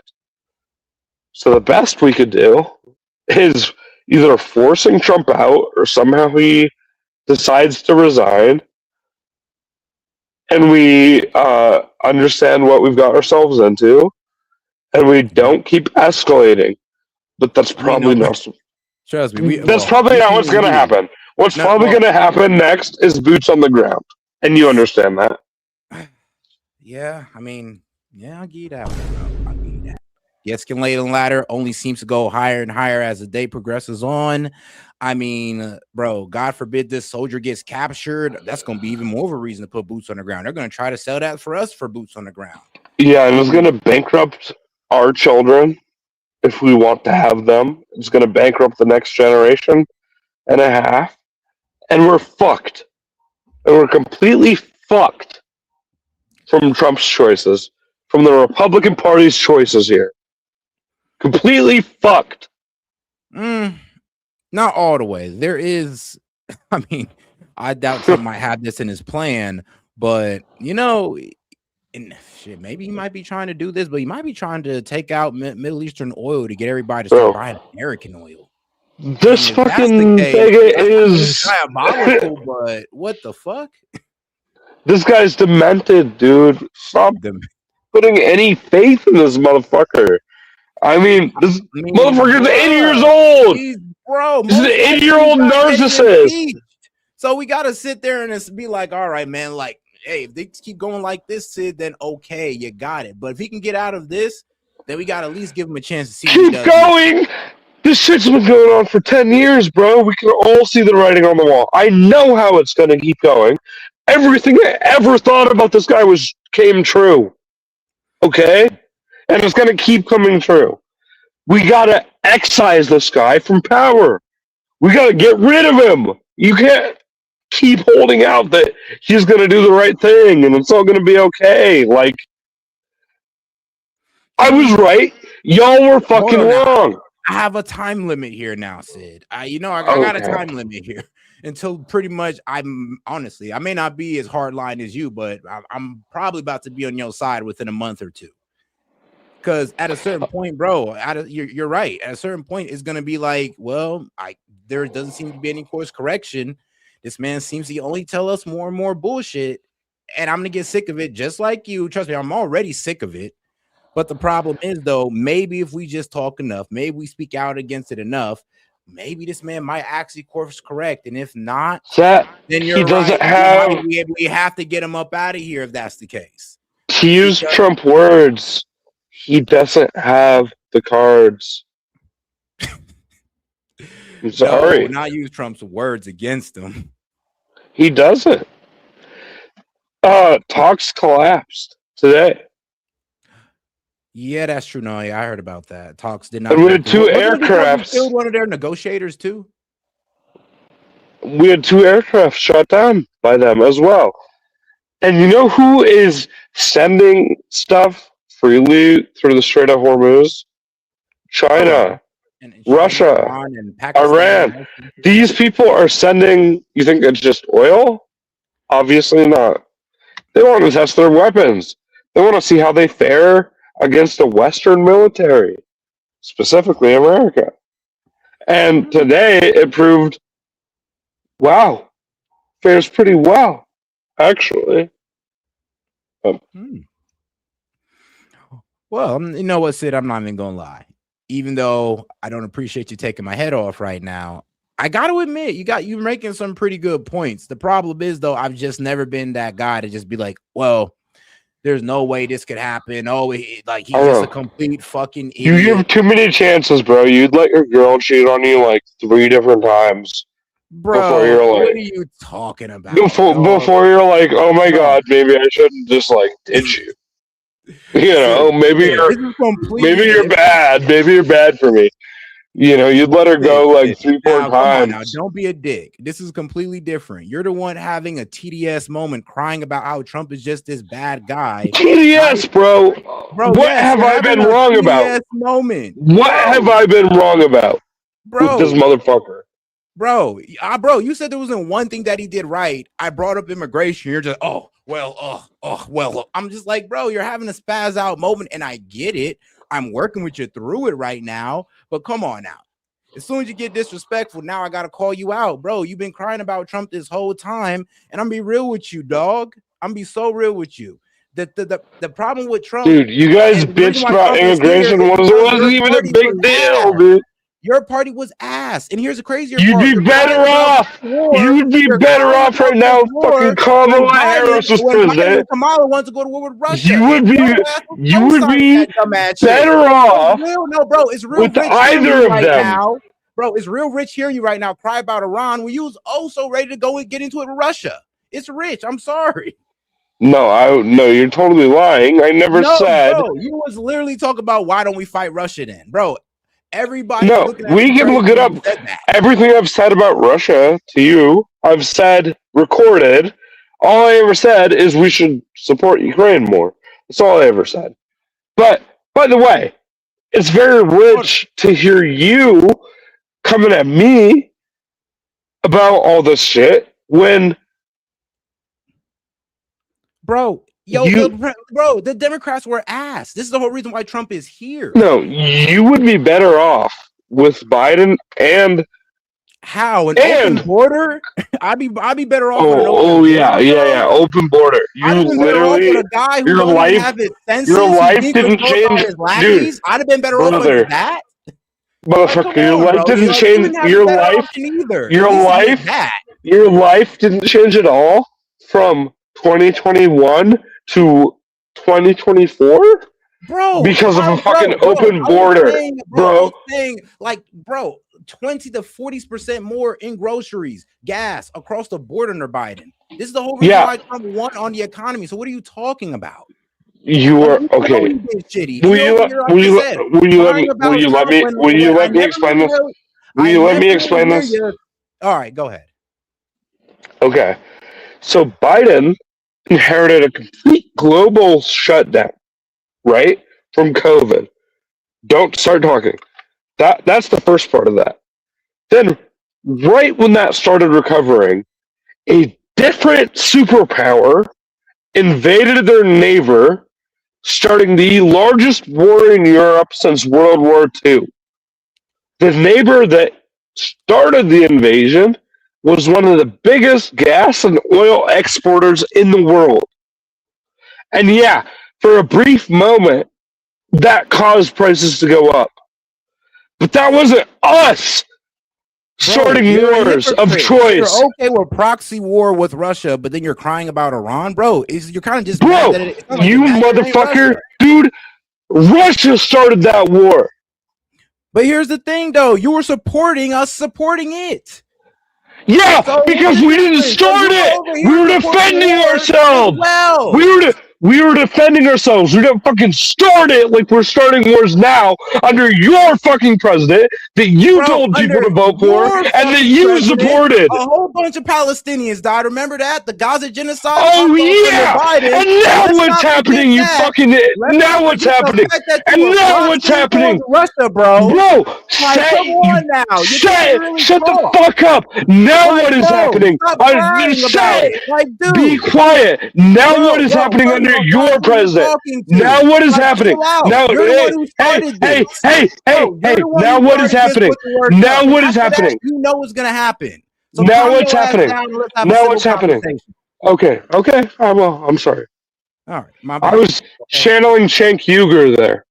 Could you feel it? I was like, All right, bro. Yeah, I felt the Cenk Uygur pressure. yeah, I was like, oh, you piece of shit. Yeah, I was trying to do the. I hate Cenk, by the way, but All right, though. Let's take a little time. anyway, I'm sorry, but still though, I think that's bro, I hear entertaining. you. That's But you're probably. being a dick about it, but I hear you. I think that's probably entertaining for people, though. You know, Yeah. like It is. Yeah. We always do reach that pinnacle point, and then we're just like, all right, we're done. You got it. I think that's probably the most I've ever yelled at you because you're always so chill. Yeah. But you were, bro. Hey, you came in on one. I can see why you said I'll be chill because you were trying to contain your chillness or your, I guess, outrage. Here's the thing: is you're like, I think you're also playing like a devil's advocate here too because we kind of agree on this war. We do. Yeah. So I'll agree with you on that one. But all right, though, you was talking about Alex Jones, so let's get into some Alex Jones. let's get into it, bro. I won't interrupt. You gotta mute me. Mute myself. Iran has countless times lied. They put out their own war propaganda. It's not just us. And said that they've shot down a bunch of U.S. aircraft. That was not true. And now they have shot one down and they've published photos of it. We don't know if they've captured the pilots. I think the pilots may have been captured. And I was really concerned about this because as the U.S. and Israel thought they had air superiority, they would start bringing aircraft in lower and lower and lower. And if we do have ground invasions, with A-10 Warthogs and with Cobras and Sea Cobras and Apaches, yeah, they've got some armor on them, but those close-range missiles and rocket-propelled grenades and all that, they're going to get in there. And we're going to see serious casualties. And Trump's for ground invasion, then he's against it, now he's back for it. Sources are saying, no, they're told they're going in, but they're always told that, so we don't know if that indeed is the case. But the F-15 Strike Eagle U.S. aircraft. Oh, guys, whoops. Don't forget to double tap that screen and like the video, guys. Appreciate the support, by the way, but let's make sure we're double tapping that screen and liking that video. All right, let's get right back to it. Shot down. They reportedly have U.S. crews searching in the dangerous mission to try to get them off the ground. If I was a betting man, I would imagine the Iranians are going to get the pilots if they lived. And we don't even know that. So pray for those folks. Iranians fire on U.S. helicopters as they search for shot down crew. Yeah, I didn't even know this was going on. So see, this is how you can cause a chain reaction of casualties, like Black Hawk Down. Then if a helicopter gets shot down, Can I say something real quick? More people. Yeah, go ahead. I just think it's really fucked up that Iran committed a war crime and ended up shooting down one of the planes or jets that was bombing their country. I think that's really fucked up. Bro, I think the only right now, I'm be real with you now, what Iran is doing right now is wild. You hear how they're recruiting kids to run patrol for the IRGC? Yeah. I was like, yeah, this is where shit be about to get bad. Because, I mean, when we start bombing checkpoints, that mean we'll be bombing kids. And then they're going to say they use those kids as human shields, and then it's really on. And they'll have a point. Yeah. But we've already hit 2 different schools, and we hit a bridge. I mean, we've already hit civilian infrastructure. We've already committed war crimes. I mean, the start of this war was a war crime in itself. But you say that, and people will accuse you of being like, oh, you love Shiite Muslims. Like, you love Iran. Not the case, but... Now I hear you out, bro. The frustration is definitely irritating, especially when you try to explain to people like, bro, the president just said on True Social in front of the world that he's willing to commit war crimes. I mean, we should all sit there and low-key probably talk him down from that. There should be heavy condemning. Yeah, he says it multiple times, and he also says, like, I guess just, like, totally retarded shit multiple times. Like, we're not gonna help you open the Strait of Hormuz. Also, just take the Strait of Hormuz, just grab it. Also, you don't even need to grab it. It'll just open itself. Also, if it's not opened, we're gonna start bombing children and civilians and kill all your civilians one by one. But, well, goddamn, this guy is insane. Okay, well, he is insane. To water down what you said a little bit, he did pretty much say we're just about to start bombing your energy infrastructure, aka no lights, no power, and I mean that goes for the hospitals that need that power to keep people alive. And then he started bombing their water desalination centers, no clean water, no drinking water. So just like, bro, that's a war crime because it's gonna mainly affect the Iranian citizens. Like, sorry, but unless the IRGC got like their own water desalination center that we know of, their own little like power grid, then what you're doing is gonna be constituted as a war crime. Right? If I go out for like 2 minutes and find a video and send it to you on Discord and come back, could we watch that video next? Sure. Why not? It's just like somebody explaining something better than I could, is basically what I'm going for. All right, cool. Shoot, hopefully it's on topic. All right. It will be. Down, then you got to have more people go in to save them. Get that with audio. Let's play that as soon as you're ready. Thank you. So there's that chain reaction we were just talking about. But while we're getting that footage with audio for you,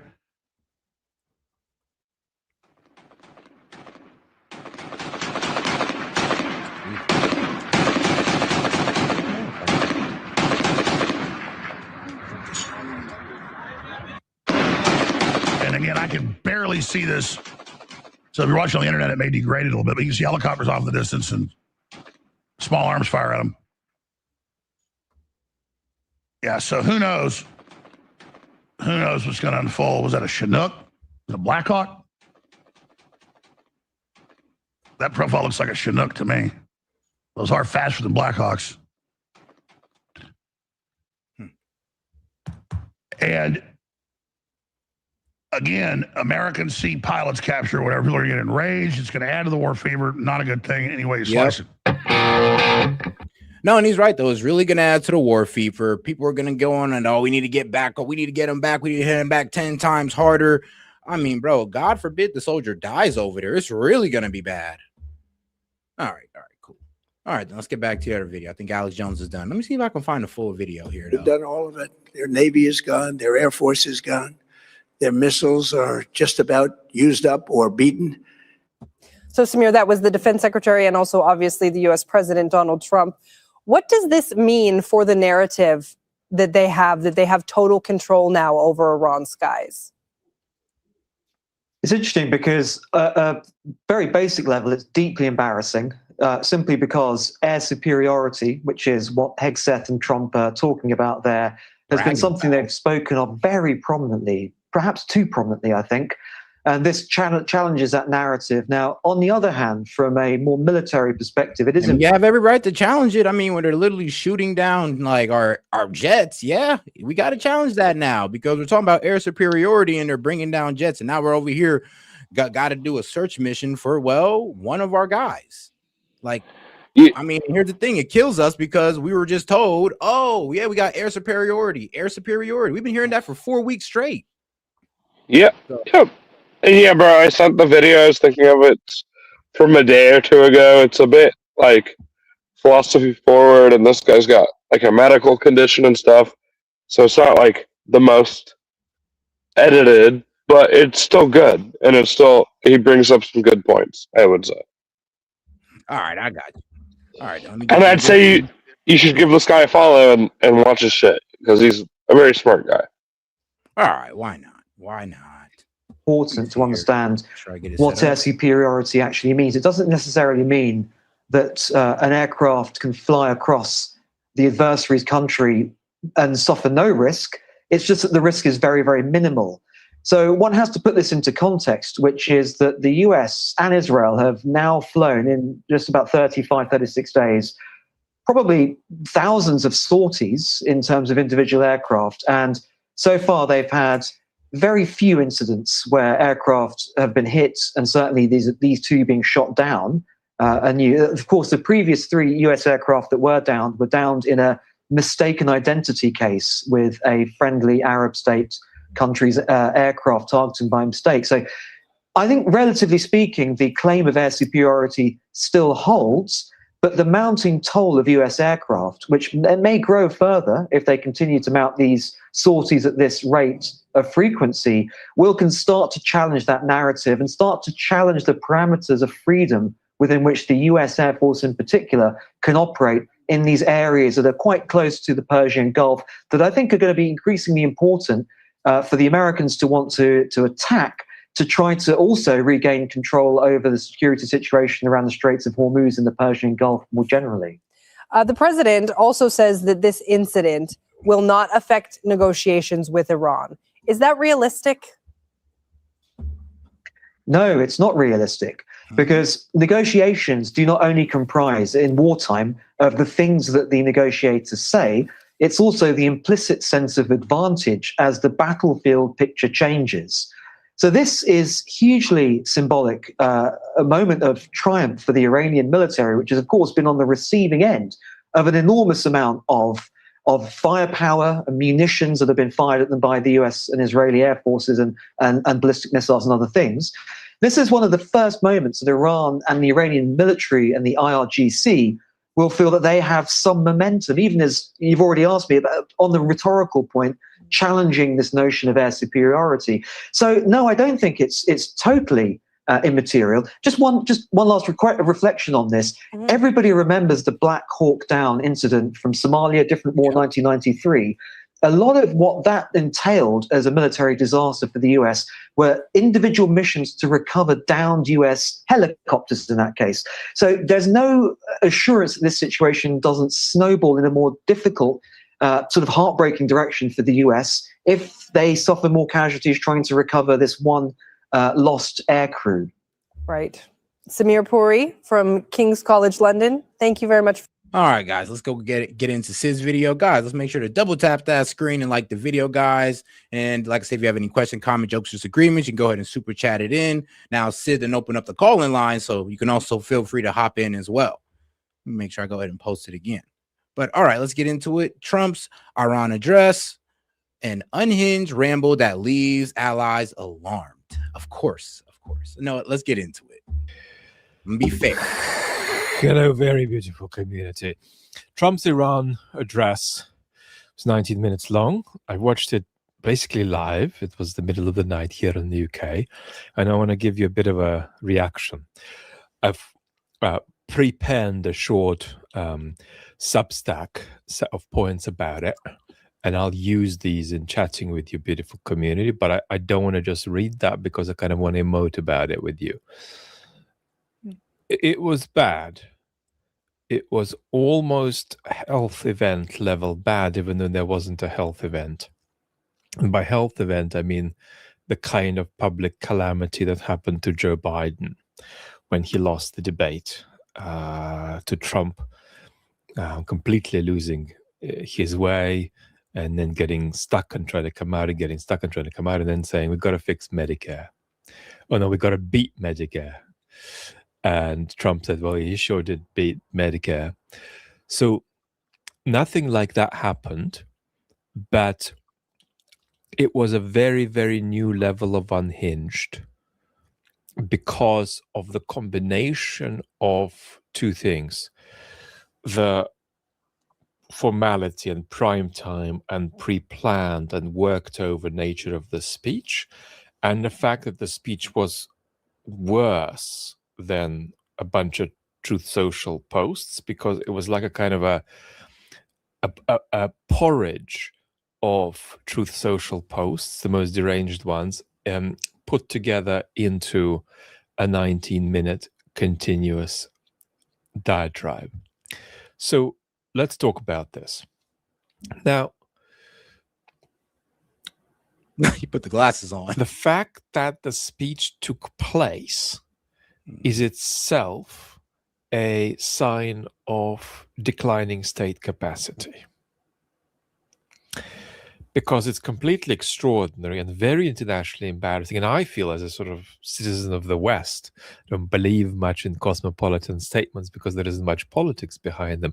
But as a sort of citizen of the West, I'm embarrassed by that speech because it's not something that Trump just riffed. The speech was worked on in some capacity by senior officials. And I'm going to read to you the top line of what the content of it was. So it was a kind of a porridge of post-truth that made the following points. Trump wants to fight for another 2 to 3 weeks. Other powers must open the Strait of Hormuz. And he discussed it in the most sort of revolting way, like he was in the, you know, like in the changing room of the models in these competitions, making, you know, unsavory, lecherous comments. He said, "Cherish it and grab it." The Strait of Hormuz, and then he said, having said that other powers must, you do want to cherish it, open the Straits of Hormuz. He said they don't need to open it because it'll open up naturally. That's a quote, open up naturally when the war is over. Then he said, and this is a quote, we're going to hit each and every one of their electric generating plants if they don't make a deal. Then he said, quote again, we're there to help. And then he said, we're going to bring them back to the Stone Ages. So a kind of a a porridge of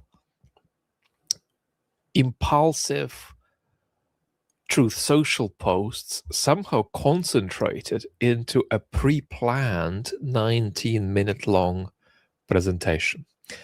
Now, what I am hearing and what I am hearing others hearing is that the speech alarmed US allies or US former allies, helped allowing a new main channel video on that new transitional distinction. There's a lot of allies of the US historically are no longer feeling like they're allies. But why are folks alarmed? Because Trump says unhinged stuff all the time. It's because this was... All right, but now, Sue, since we're 5 minutes in, so what I'm getting right now is that, well, the speech was pretty much seen as a sign of weakness that the war wasn't going so well. And, well, I mean, I disagree. I agree and disagree. There's mixed signals about the Strait of Hormuz. I completely agree about, and it alarmed our allies. Yeah, I completely agree with that too. I mean, when you tell our allies that we started a conflict and you got to clean up the mess of the conflict we started, I mean, that's going to alarm anybody. And yeah, but there's also this abusiveness, like this abuse that he is levying on us as citizens of the United States that cannot trust anything that is being said, anything that is being reported. It is all a game. It is all a cat and mouse, back and forth sort of will he, won't he reality show game. This isn't politics. This isn't anything serious. This is all a descent into becoming part of the reality show that is it's a Trump's. Yeah. Well, I mean, sorry, my voice. I'm losing my voice right now, so I'm sorry if it sounds crazy. Oh no, you're good. Oh no, you're good, bro. Don't sound well. You don't sound too different. Okay. We still know it's you, bro. Thank God. But I do agree with the whole mixed signals over Strait of Hormuz. Like, oh, we're gonna open it up. Now we're backing up and be like, no, you guys open it up. And if you want it, and if you need it that bad, because we don't need it that much, you better open it up. Even though we're the ones who caused it to get shut down. And yes, of course, alarm the allies. But as a sign It's of totally weakness, abusive. I don't know about that one. It's But it is abusive. abusive language. I'll be real with you on that one. Like I said, I didn't like how he's pretty much doing NATO right now. I'm like, look, I have my criticisms of NATO too, but trying to drag them into a conflict is not right. That's not a conflict we started. exactly. It leaves a bad taste in my mouth. It's like, come on, bro, I don't like that. And it just leaves a bad taste in anybody's mouth. Like, yo, we shouldn't be operating like that. Were we rushing to help the UK when they started their conflict with the Falkland Islands? No, bro, we weren't. Bro, I wanted us to back out with the whole Ukraine, like with helping out with Ukraine. So I'd be a hypocrite over here, pretty much saying that, oh, well, why the hell aren't?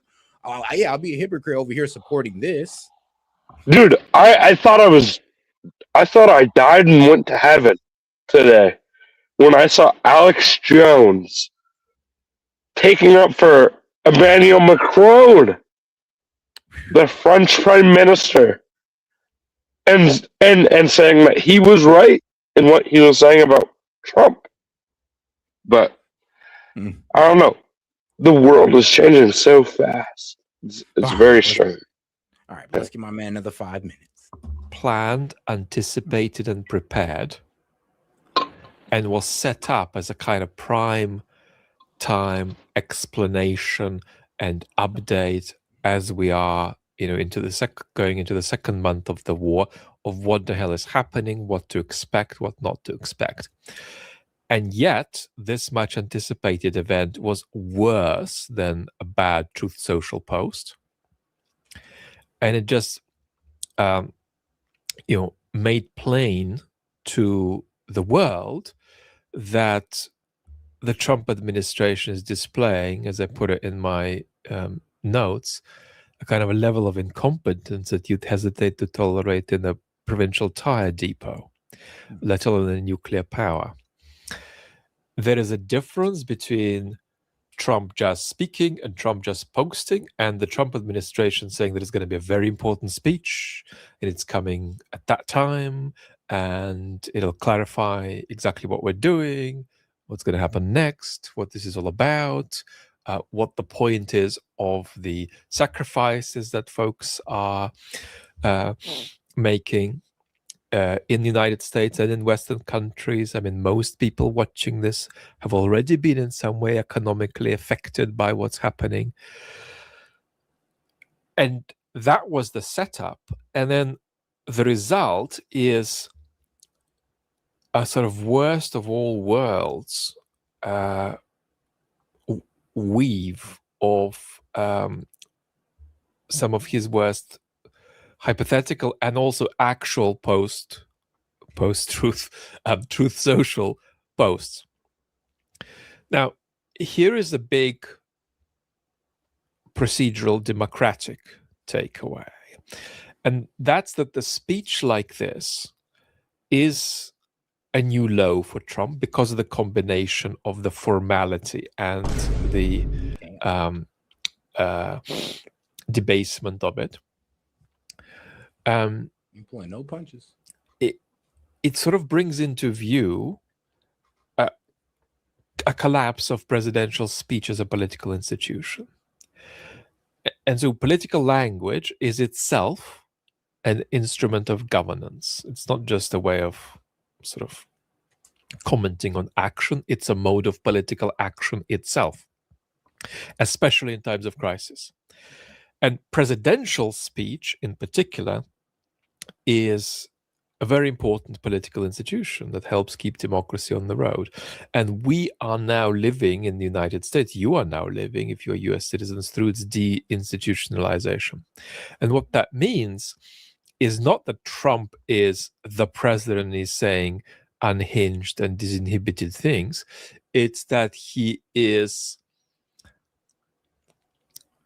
degrading the institution of presidential speech for future presidents to come, no matter their political affiliation, no matter their level of adequacy and capacity to be civilized by the office, no matter their sense of political responsibility. So what this is doing is bringing it about that future presidents, no matter how responsible they are, will inevitably sound like noise makers or sort of generators of entertainment when they speak. So it kind of is creating this sort of, fish in your aquarium effect that future leaders are going to open their mouth, nothing is going to come out. It's not going to feel like anything comes out, even if good stuff comes out, because that institution of presidential speech has been decapitated. And that's a very grave and indeed existential harm to democracy's central function of explaining itself to itself, of talking to itself. So that's really, really toxic, really, really toxic. Oh. And the fact that this speech didn't moderate any of this. The only thing that was moderated in it was that Trump didn't threaten NATO there at all. That was just omitted. Or maybe somebody just took that out or persuaded Trump not to talk about that.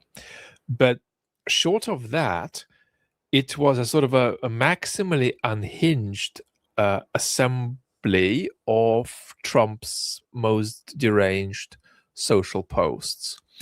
And that's kind of new. We haven't had that level of combination of derangement and formality before. And so it's just very damaging. There is now a good side to it. It's a very small good side. And that's that for a general audience that doesn't follow social media, it's clear that Trump says deranged stuff all the time, and his supporters themselves understand that. But it might slightly hurt him with a national audience that's unaccustomed to quite that degree, that new degree. I mean, here's the thing, though. Like, one of the main reasons why we do like Trump is because he's not, well, politically correct. He doesn't use the same presidential elegant speech, and that's the thing. The problem with, well, that presidential political speech, people do feel like you're kind of talking above them.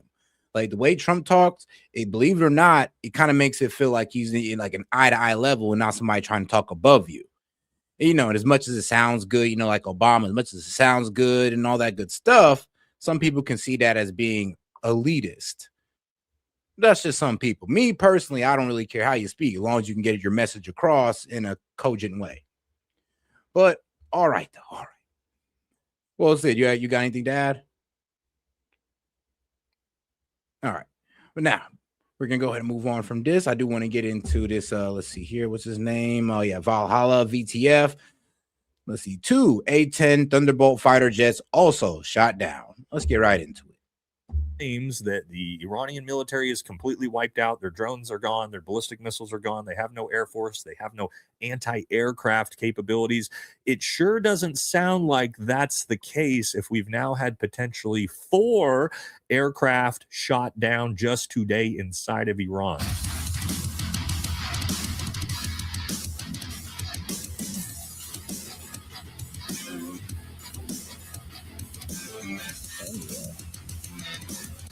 Ever, as I told you in this video I just put out about 45 minutes ago, that this CSAR search and rescue for these pilots after the F-15 was shot down, I said this shit would get dire and harrowing and was incredibly dangerous, and it turns out, yeah, just like I predicted in the first video. I said in that video, here's the clip. However, again, this is incredibly risky. When you are flying this low to the ground in an area where an aircraft has already been shot down by anti-air defense, very high likelihood that one of these A-10s gets shot down. And historically, this has actually happened, that it would be extremely likely the A-10s who escort these CSAR missions potentially would be shot down. And it sounds like, even though reporting is only saying 1 A-10 at the moment, it sounds like... What kills me is that, like, hold on. Like, we got generals that got years in the game of war gaming and planning and all this. How the hell you call this, but not them? That's what's killing me right now. What's crazy is, like, it does seem like Trump is losing more and more military expertise as the day goes by, as generals either get fired or resign, or some, retire.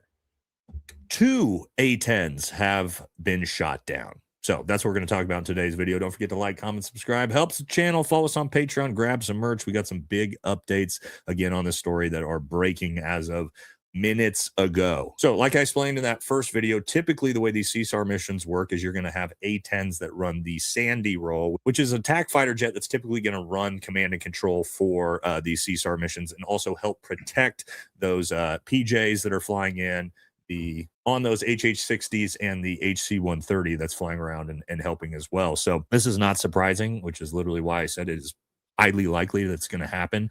And this is the huge risk with any down pilot situation. Down pilot situation is one of the most dangerous situations in the United States military because, again, every asset in country is going to be rushed into that area to make sure that our pilots do not get captured. Because, again, Iran's already put out a bounty for anybody that finds these pilots before we do, that, they're going to pay big money for them to be killed or captured. All right, so let's check it out. Again, breaking as of minutes ago here. So again, we initially had that F-15 fighter jet shot down inside Iran. Both pilots ejected. One was recovered. One is still being looked for. I am hearing rumors that they may have identified the pilot and they are launching a larger rescue operation to come get the WSO, the weapons safety officer. Can't confirm that exactly yet, but I think that's what's happening. The U.S. Air Force reported to be an A-10C Thunderbolt II has crashed on the territory of a friendly country in the Middle East after sustaining heavy fire over Iran. Now, again, only reporting of 1 A-10 being shot down has come out yet, but I believe in the rumor mill, there's actually been 2 that were shot down, okay? One of the A-10s, it sounds like, that was completely shot down, burned in, crashed. That pilot ejected. From what I've heard, that pilot was immediately recovered by the CSAR team, so thank God for that, which kind of makes sense because those A-10s are most likely working in escort with the CSAR team. If one gets shot down, luckily the PJs and everybody are right there there to know where he got shot down to grab him immediately. Okay, so it sounds like the pilot's safe. One of those A-10s is completely destroyed. Sounds like a second A-10 also took heavy sustained damage, but it was able to limp itself back to base. And I believe that pilot is safe as well. So good news there. But I mean, this is a utter disaster because again, most likely gonna be the last time they put those A-10s out there in that area. They probably gonna stick to the F-35s just to keep it safe.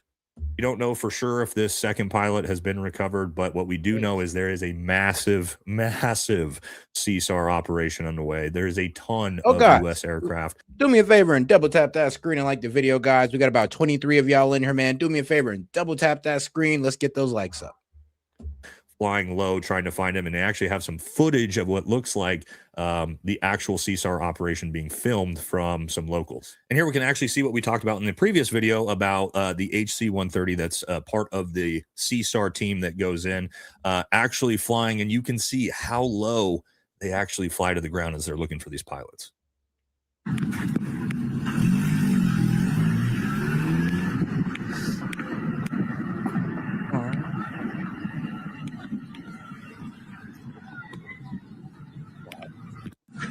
So as you can see, they fly extremely low to the ground. And like I said in this previous video, it is so dangerous. You're talking about... Hold on, bro. I just got this video that came across my X timeline, and it's pretty damn concerning. Coming out of InfoWars, of course. But let's see here. Intercepts revealed 750 U.S. troops killed or wounded in Iran. All right, man, let's get into this real quick. We're going to get back to that, but I'm sorry, but we got to get into this. And don't forget to double tap that screen and like the video.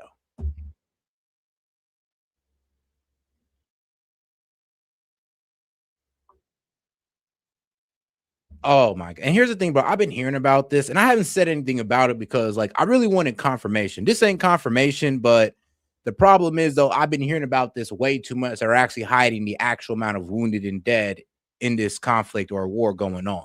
And I'm praying to God that ain't the case. Because if we find out that's the case, all right, I ain't gonna lie, I am gonna be done with Trump after that. It's over. After that, I mean, you're hiding the death of our soldiers. Oh yeah, I'm done after that one. If that's the case, I mean, that'll be it. I mean, I don't even gotta wait for the war to be over at that point. It's like, all right, you crossed the line. But all right, let's get to it.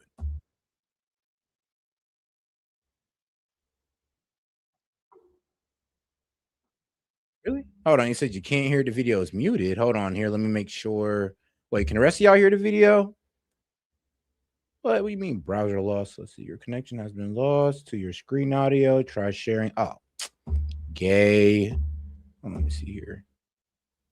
All right, let's try that again. Here we go. Let me see if y'all hear it now.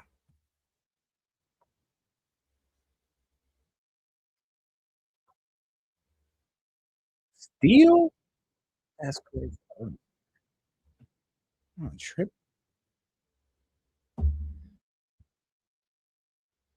Nope. Still okay. All right. Let me fix it then. I got y'all. So y'all can see it, but y'all can't hear it. That is crazy. All right, then let me just go ahead and take this off real quick. Yeah, wait, Sid, you still with us? Oh man, that man probably sitting in the back, or he probably fell asleep, sick as hell. The poor bastard. But all right, then let's stop sharing this. Let's put it back up. Oh, guys, make sure to double tap that screen and like the video. And shout out to my man Chad for sending in the $10 super sticker. Appreciate the support, my man. But let's see here. I know it sucks when that happens. Especially when it's a good video. It's like the disrespect. Like I'm running a show here, StreamYard. Like, don't you see that? Like, people want to see the show. Hopefully it works this time. I'm gonna have to go. I'm gonna have to see if this just is tab. Reporting what The Intercept has reported: casualty cover-up. The Intercept reveals 750 U.S. troops killed or wounded. Again, something that we ourselves said and have said over and over. If you think only 13 people have died as a consequence of this month-long bombing campaign, you don't understand the world that we're in now. See, the world that we're in now, America acts like Israel. We don't believe the things that we used to believe. We used to believe in transparency and truthfulness. We used to believe in fair dealing and, reciprocal benefits. Now, so yeah, and this is the most concerning part. So let's see. An Intercept investigation says U.S. casualties in the Middle East are far higher than acknowledged, exposing a widening Pentagon credibility gap. I mean, yeah, when they're telling us, 90% of their missile capabilities is gone, and they're still shooting missiles all over the place and drones. I mean, when they're telling us the war is pretty much won, but we're still freaking fighting for some wild reason. We're fighting an already won war. And now they're telling us, well, it's only been like double-digit casualties. Yeah, and now they're trying to say that there might actually be triple-digit casualties. And I'm hoping this is wrong. Because like I said, this is how you're going to get me. This is how you're going to make me anti-MAGA at that point. This is how you're going to make me anti-Trump at this point. If the propaganda to sell this war is that strong, and we all know Trump is behind it at this point, yeah, I'm done. We operate as if we can kill anyone we want for any reason we want. We can lie endlessly about whatever we want. We can abuse our own people. Oh, yeah, and you guys can hear the video now, right? We can sacrifice anybody for any particular reason. Oh, shoot. Chad, what's going on? Yo, good morning, man. Hey, man. Good morning, bro. How you doing? Not too bad. Hey, I heard Iran, they say crazy stuff, but at this point I almost trust the foreign minister more than their own government, which is crazy. They said that they had like 500 casualties in the first few days of war on U.S. troops, and it seems like this reporting might validate some of that stuff.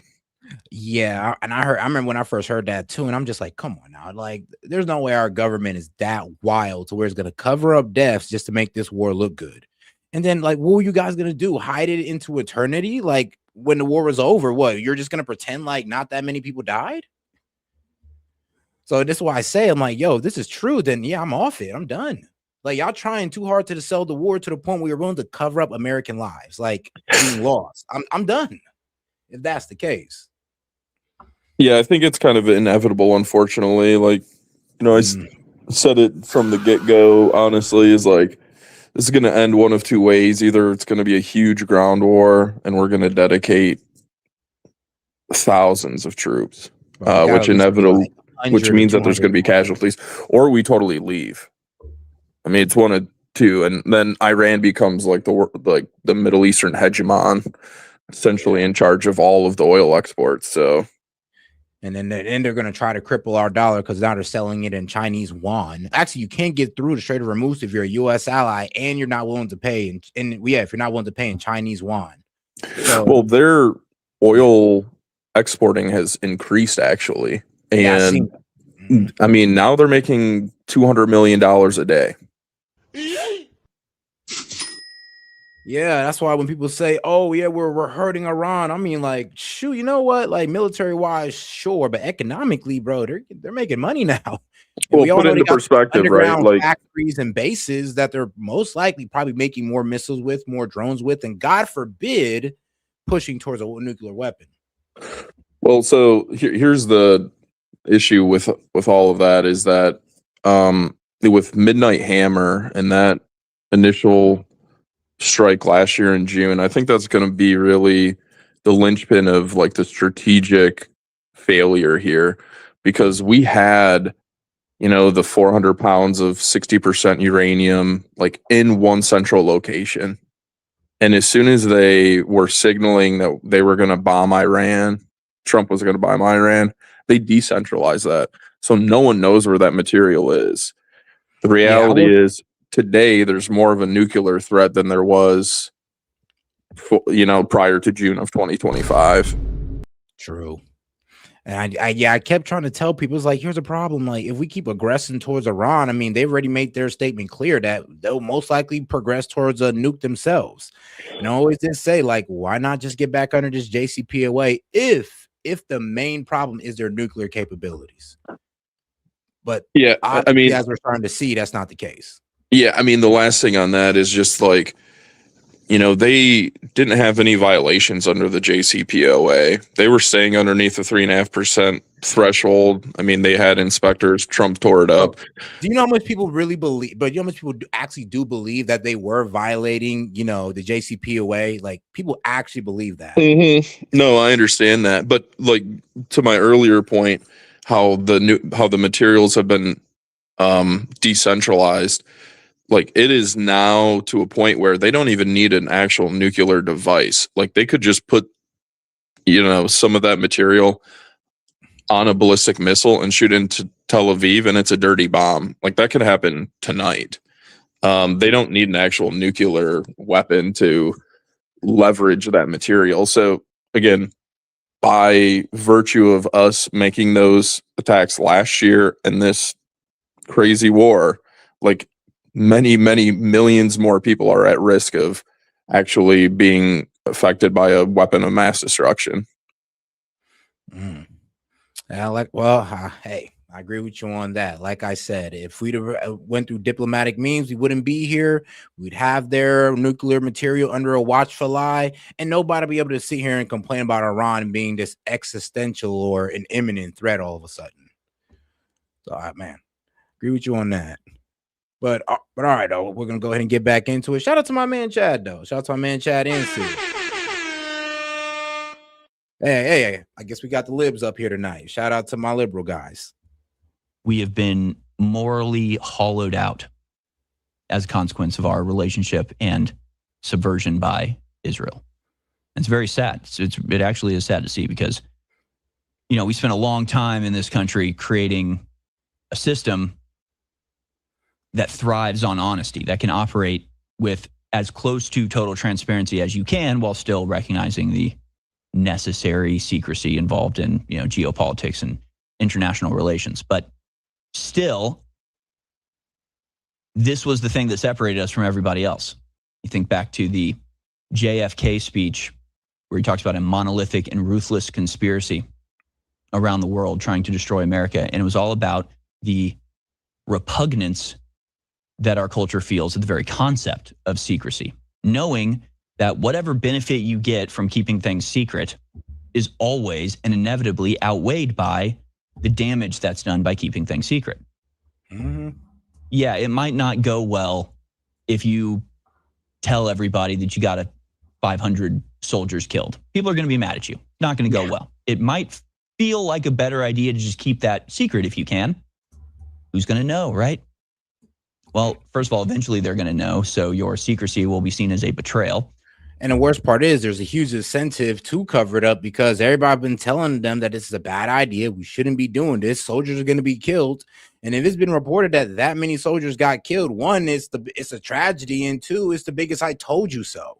And I mean, it's apparently the Trump administration or is the Republicans trying to hear that right now. They're too busy, running game or talking their ass off so vociferously in support of this war. But also, if you're able to cover up the disastrous consequences of your policy, then you can continue that policy, and the disastrous consequences can only become more disastrous. And the more disastrous they become, the more necessary it becomes to keep it quiet. And the harder it is to keep it quiet. So the more you need to use tyrannical measures to keep it quiet. It's a feedback loop that the founders recognized in 1776 and wrote the First Amendment to avoid. We are abandoning those principles because we've decided to redefine the West as we know it, meaning that we're redefining our foundation, what made us special, what established our mode of thinking and the traditions by which we operate our civilization. These things have all been very, quietly but systematically replaced with just entirely new concepts, utterly divorced from our real history. Well, like I said, I'm also praying that's not true. And if it gets proven it's true, then like I said, I'm off it. And I think everybody else should be off the Trump train as well, if that's the case, because I'm like, if they want to lie to us for us to sell us a war, then, I mean, one, we should all be against the war, and that means we should all be against the people telling the lies. which would be, yes, Hegseth, Trump, Rubio, all of them. All one of them should be coming out and telling us the real by now. If, like I said, if this is true. But all right, though, let's get into our guy Valhalla. Oh, and shout out to Chase, though. He did say they're making money, but how much is it going to take to break even from all the shit we have destroyed is my question. And that is a really good question. That is honestly a really good question. Depending on, you know what? Because you know the cost of building things. I know we overinflate things in our country. So it might not be as much as we think it is, but it's still going to be pretty goddamn expensive. But I mean, like I said, due to the new revenue channel through the Strait of Hormuz and through more sales, they might be able to break even eventually. I don't know if right now it's not about breaking even. It's just about surviving, right? Like they win if they survive, right? In the long term, for sure. You're right, though. You're right. Like if long as they're here still at the end of this and we withdraw and they're still not taken care of, they still got their nuclear enrichment, then yeah, like as years go down the line, they're gonna break even because now they're the dominating force in the Middle East. That controls one of the most like lucrative trade routes. So yeah, we kind of be cooked. Well, what I was saying before is, they're controlling 20% of the world's oil. That's more than we produce. So put that into perspective. Yeah, nah, trust me, I already know. And that's was my main problem with the closure of the Strait of Hormuz. Everybody at the beginning, for some reason, people were trying to play it off. But I was like, no, this is gonna be higher gas prices. Like the global supply has now been reduced by 20%, guys. That's not good. So like that basically we're only working with 80% of what we're working with 20% less of what we're supposed to have. AKA, you're gonna see that at the pump. And we're also might see it further down the line with fertilizer supposed to be affected. So that means food prices are gonna go up, helium, like what we use to make chips, that means electronics might go up if this is something long term, of course. Which I'm gonna be real with you, damage might have already been done. So there's that as well. I know energy companies, or what was it? No, it was our energy secretary that was trying to say, and the UK energy as well was trying to pretty much say that, yeah, it's going to take about 6 months for us to fix all this damage. 6 months for them. So I'm wondering how long will it take for us? About going into an area where aircraft have already been shot down and flying 500 feet above the surface, making it extremely likely that you're also going to have other aircraft shot down. Like I said, the most dangerous situation in war in the U.S. military for the most part. And again, if you don't know how A-10s function, typically they are one of the best, if not the best, close air support CAS platform out there. Okay, so they do a fantastic job in assisting ground troops, also eliminating ground targets. And the reason you want to have them on an escort for things like CSAR is because, again, everybody's flying so low to the ground that you need a platform like an A-10 that operates very, very well close to the ground. It can assist in actually finding the pilots and also to take out ground targets that potentially put your slower aircraft like that HC-130 and your HH-60 helicopter that the PJs are riding on. It can help keep them safe. And it sounds like in this case, these A-10s may have been shot down, actually going in and stopping the CSAR team from being shot down. So it sounds like just absolutely massive balls on these pilots to pull this off. And again, thank God it sounds like at least the A-10 pilots are okay. And if you haven't seen an A-10 in action, here's a little flyover footage so you can see how low these guys actually fly to the ground. 10 Warthogs going right by, doing flybys. How cool is that? Just did a couple flybys. So as you can see, he's what? Maybe. There's another one. There's a second one. Ground. Again, amazing aircraft, amazing air platform, can do a lot of things really, really well, especially in these situations, but also one of the most dangerous aircraft to fly in, because when you're flying a couple hundred feet above the ground, it's a lot easier to be shot down by things like man pads, which is actually just man-carried anti-aircraft systems, and then also your bigger anti-aircraft systems as well. But again, this goes to show, just like I said in the last video, that Donald Trump and Pete Hegseth's claims that the Iranian military is completely wiped out, their drones are gone, their ballistic missiles are gone, they have no air force, they have no anti-aircraft capabilities. It sure doesn't sound like that's the case if we've now had potentially 4 aircraft shot down just today inside of Iran. Okay, so that's the F-15 that has been shot down. It sounds like we do have confirmation that one of those HH-60s that the PJs were in was hit. It sounds like it was able to limp away. Here's a picture we showed in the last video. So we weren't sure if this was correct reporting in the last video, but it sounds like this has been confirmed that this is one of those HH-60s in the CSAR mission that also was hit, and I believe it was able to limp itself back to base as well. So again, F-15 completely shot down, pilots ejected, HH-60 hit back to base. Sounds like one A-10 completely destroyed, one A-10 hit back to base. And that's just what we know so far, because it sounds like the CSAR mission is ongoing currently still. So the chances that even more aircraft continue to get shot down are realistic potential. And again, like I said in the last video, the longer this goes, the more dangerous it becomes, because Iran then gets to start launching their anti-air type systems to try to bring down the rest of these CSAR planes that are actively trying to find these pilots. This is a horrible, horrible situation. Okay. One of the worst case scenarios. The worst case scenario is those pilots actually get nabbed up by Iran. Again, sounds like at least the A-10 pilot and the head F-15 pilot have both been recovered.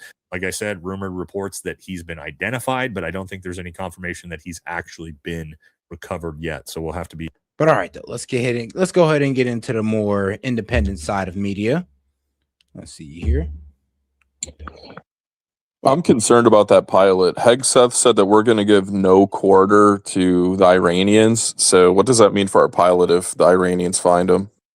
AKA, I mean, bro, that pretty much is saying, Hegseth, you can do whatever you want to him. We're not going to give you anything. I mean, if anything, that's why you don't do that in war. That's why you take prisoners of war. So straight up saying no quarter to your enemy is a war crime. It's what Hegseth said. I'm just saying that he opened the door to some bad things for that pilot if they get captured. Yeah, because now they're not really going to see the pilot as a bargaining chip. It's like, damn, you don't want to give the man's life some type of value? Pretty much just saying, oh, it is what it is, man. Do what you want. Like, we still going to continue. Like, okay, bro. I mean, I'm not sure if that's the message you want to put out there. You kind of sound like the Israelis with their whole Hannibal directive. Like, you really don't care. Like, you'll destroy anybody as long as you don't have to be in a hostage situation. And I don't like that language, but let's see how far they want to take that. Hopefully he's just, trying, I don't know, he's just saving face or whatever. The left is saying that Alex Jones and Tucker Carlson and Megyn Kelly and we're all abandoning Trump because his approval rating's down, and we just want to support somebody popular. A lot of supported Obama if that was the case. No, we want someone that saves the country and the world. We want someone that reverses the leftist, globalist, satanic policies. I know I do. I mean, Tucker had total access, super big buds with the president, J.D. Vance, everybody, and was in there toe-to-toe fighting Netanyahu. This is wild. On April 2nd, our military, the greatest and most powerful by far anywhere in the world, hasn't even started destroying what's left in Iran. Bridges next, which could be, like I said, a war crime, depending if it's used by mainly civilians. Then electrical power plants, which could be seen as a war crime if it's made by, well, it's most likely used by civilians. I'm just not even going to play stupid, okay? It is going to be most likely used by civilians, which is going to constitute it as a war crime. And then the regime change leadership knows what has to be done. And it has to be done fast. President Donald Trump. Well, Donald J. Trump. Yeah, bro. Like I said, it's not a really good look you out here saying that we're willing to destroy bridges, electrical power plants, and all this crazy stuff. Like, let's just stick to military targets. In the last 14, 15 months to stop this. Tucker has done what he's done out of a feeling of responsibility. Not for clicks, not for access.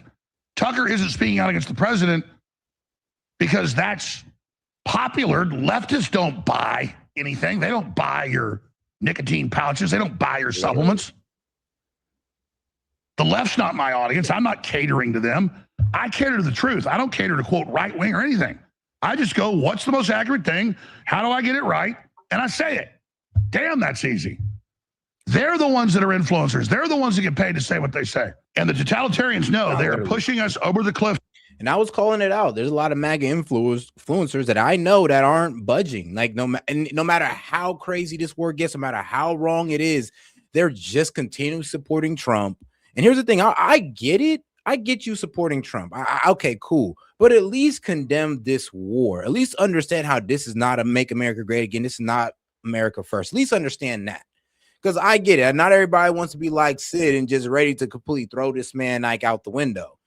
Like, I understand. But you at least got to be able to say when Trump is wrong. And this is wrong, guys. And anybody trying to defend it, I mean, bro, stop being afraid of your audience and actually stand up for the truth. Because a lot of these MAGA guys are afraid of their audience and they're afraid of losing their support. So they're not going to say anything. And I mean, I'm be real with you. You are going to lose some of your audience. So I ain't going to lie to you. You are.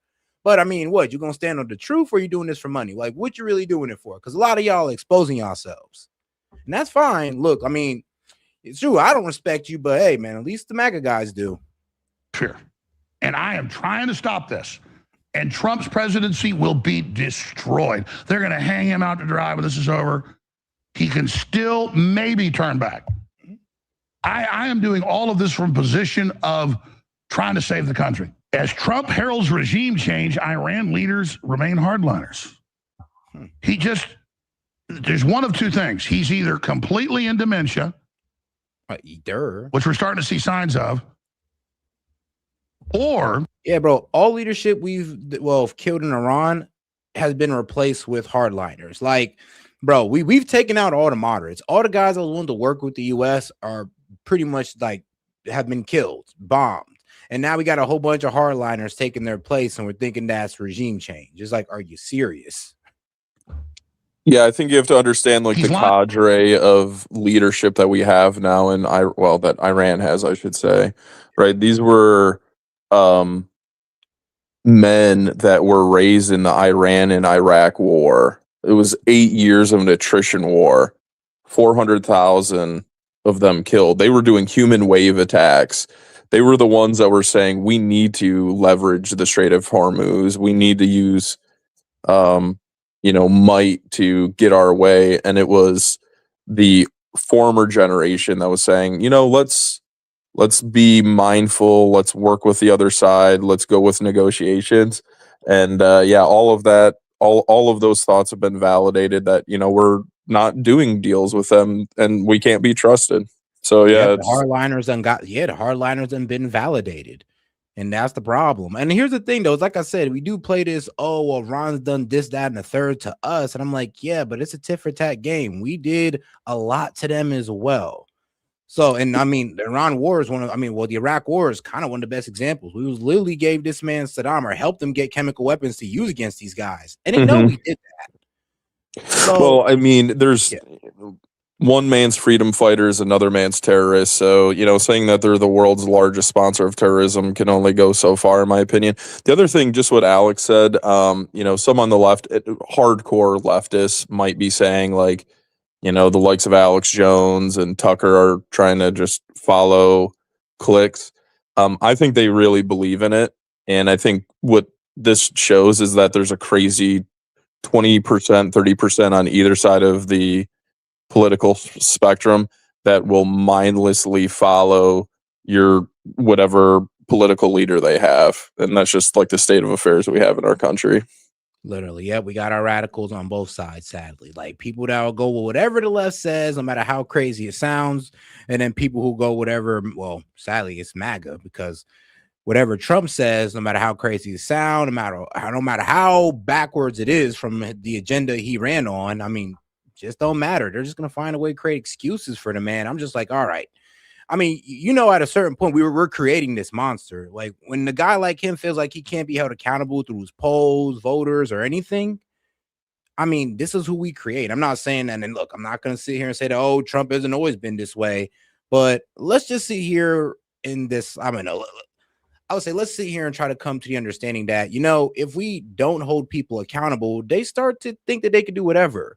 So this is, in my opinion, what started to happen with Trump when he started seeing that, more and more he turned away from his agenda, he started seeing people were still following him. People were even covering up for him.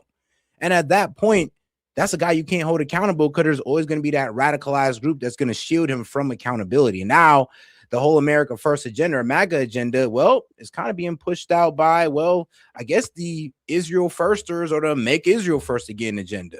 Because it's obviously, bro, it's obviously F us now. I mean, like I said, they pushed Tucker Carlson, Margie Taylor Greene, Candace Owens. All of them are gone now. And now we got the likes of Mark Levin, Ben Shapiro, and Laura Loomer of all people, who got access to the fucking Pentagon press. Like, are we serious? Like this lady? But this is where we're at. And when I seen that, I'm not even gonna lie. That's why I started seeing the writing on the wall of things aren't going as planned and things might be looking pretty bad. When I started seeing the people, the personality start putting around him all of a sudden. Because I'm gonna be real with you, bro. If he'd have walked in with Mark Levin, Lindsey Graham, Ben Shapiro, Laura Loomer, bro, nobody would have voted for this man if that was the crew. Nobody. No, he walked in with Candace Owens, Tucker Carlson, Margie Taylor Greene, like the American Firsters, and then put all of us off to the side for these guys, and then wondering why we're pissed.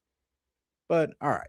I guess I'm just un-American though for just not supporting Trump, as they say. Or no, Trump is a great salesman. I mean, I give credit where credit's due, and I was a salesperson in a former life, and I actually learned from him. Use like the same type of words he says and how he says it, and it works. And yeah, dude, it works. He knows what he's doing.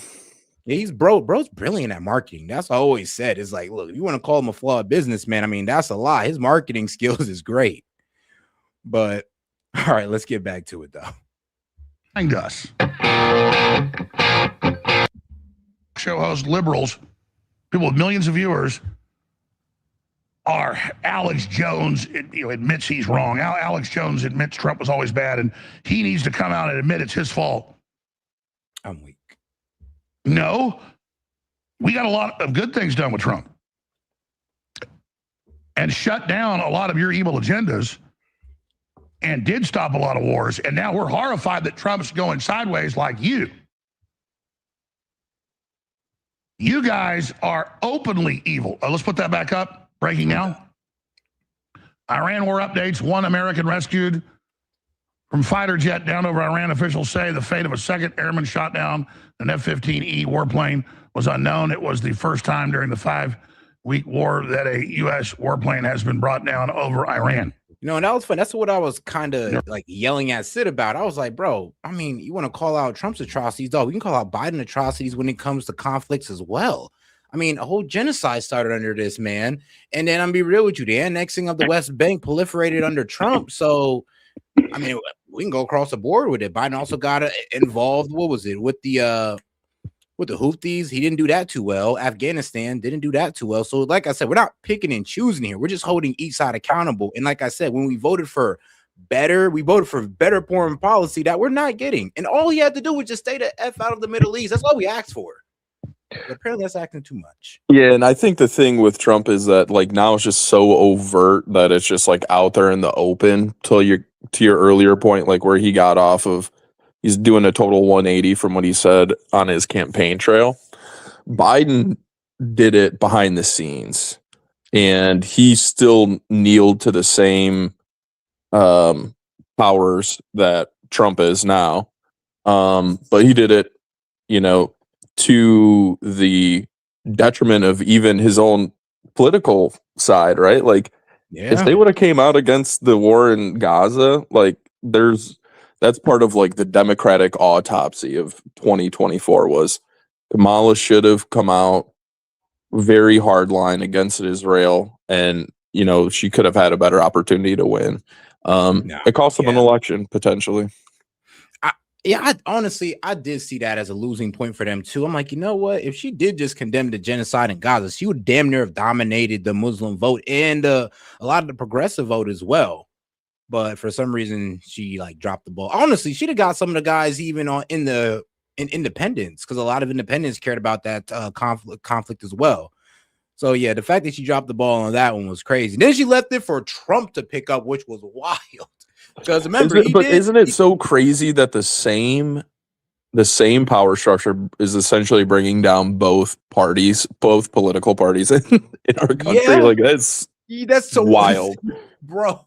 I love how you put it right there. Because it was the whole fact that under Biden, Israel did whatever the hell they wanted. It made Biden look bad, and now under Trump, Bro, Israel literally dragged us into this war. Now it makes Trump look bad. And it's the same group. It's the same country. It's just like, well, that sucks. So what? We can't escape the Israeli control, apparently. So, and if that's the case, then I'm gonna be real with you. The next candidate that gets elected for the United States, they're gonna have to run on sadly, an anti-Israel card, or they're just gonna lose. Because now we see that there's no escaping it, and the only way we could trust you is if you're pretty much proving it to our face that you're not influenced by Israel. Because I mean, bro, both of them got influenced by Israel and did whatever the hell Israel told them to do, and now look where we're at. I mean, I'm gonna be real with you. Sadly, it's a little bit worse under Trump because, I mean, at least Biden didn't let them drag them into a war. Biden just let a genocide go down. But hey, he didn't drag us into a war. Trump, he dragged us into a war, and the West Bank has been annexed. Oh yeah, and they're trying to annex southern Lebanon at the same time while dragging us into this war. So I'm gonna be real with you. It is a bit more of a shit show right now with Trump. And here's the thing, due to the fact that he brought in more of that pro-Israel crowd, like Mark Levin, Lindsey Graham, Laura Loomer. If this is his crowd, no wonder we're here. But all right, let's get back to it. Our times reporting that. We'll continue to track that as it unfolds. So back to what I was saying. The left's like, what do you mean Trump's lying? He always lied. No, I know all the issues. I study them. It was such a fresh air the last 9-10 years where he would get something wrong sometimes in interpretation, but it was generally correct, almost always. Now, you see it, it's like 5 or 6 different changing the story every day. And it's terrible. And the real pollsters have the proven best track record were the first to warn that Trump was going to kill his approval rating with all this stuff he's been doing months and months and months ago. The Epstein thing, all of it. So the left is saying that Epstein files and affordability, which is really cooking Trump. I was just like, bro, just release all the Epstein files, unredacted, boom, you walk out a hero. But I don't know, maybe there's something in there now that the man's been playing so hesitant with it. And don't get into war with Iran and fix affordability. You'd have been good. You'd have been good. That's all you had to do. Release the Epstein files, fix affordability. You're done. You're about to go down as one of the greatest presidents ever. There you go. That's all you had to do, guys. Just stay on that path. And I'm be real with you. My man Sid and Ham will have nothing to yell at me about. Nothing.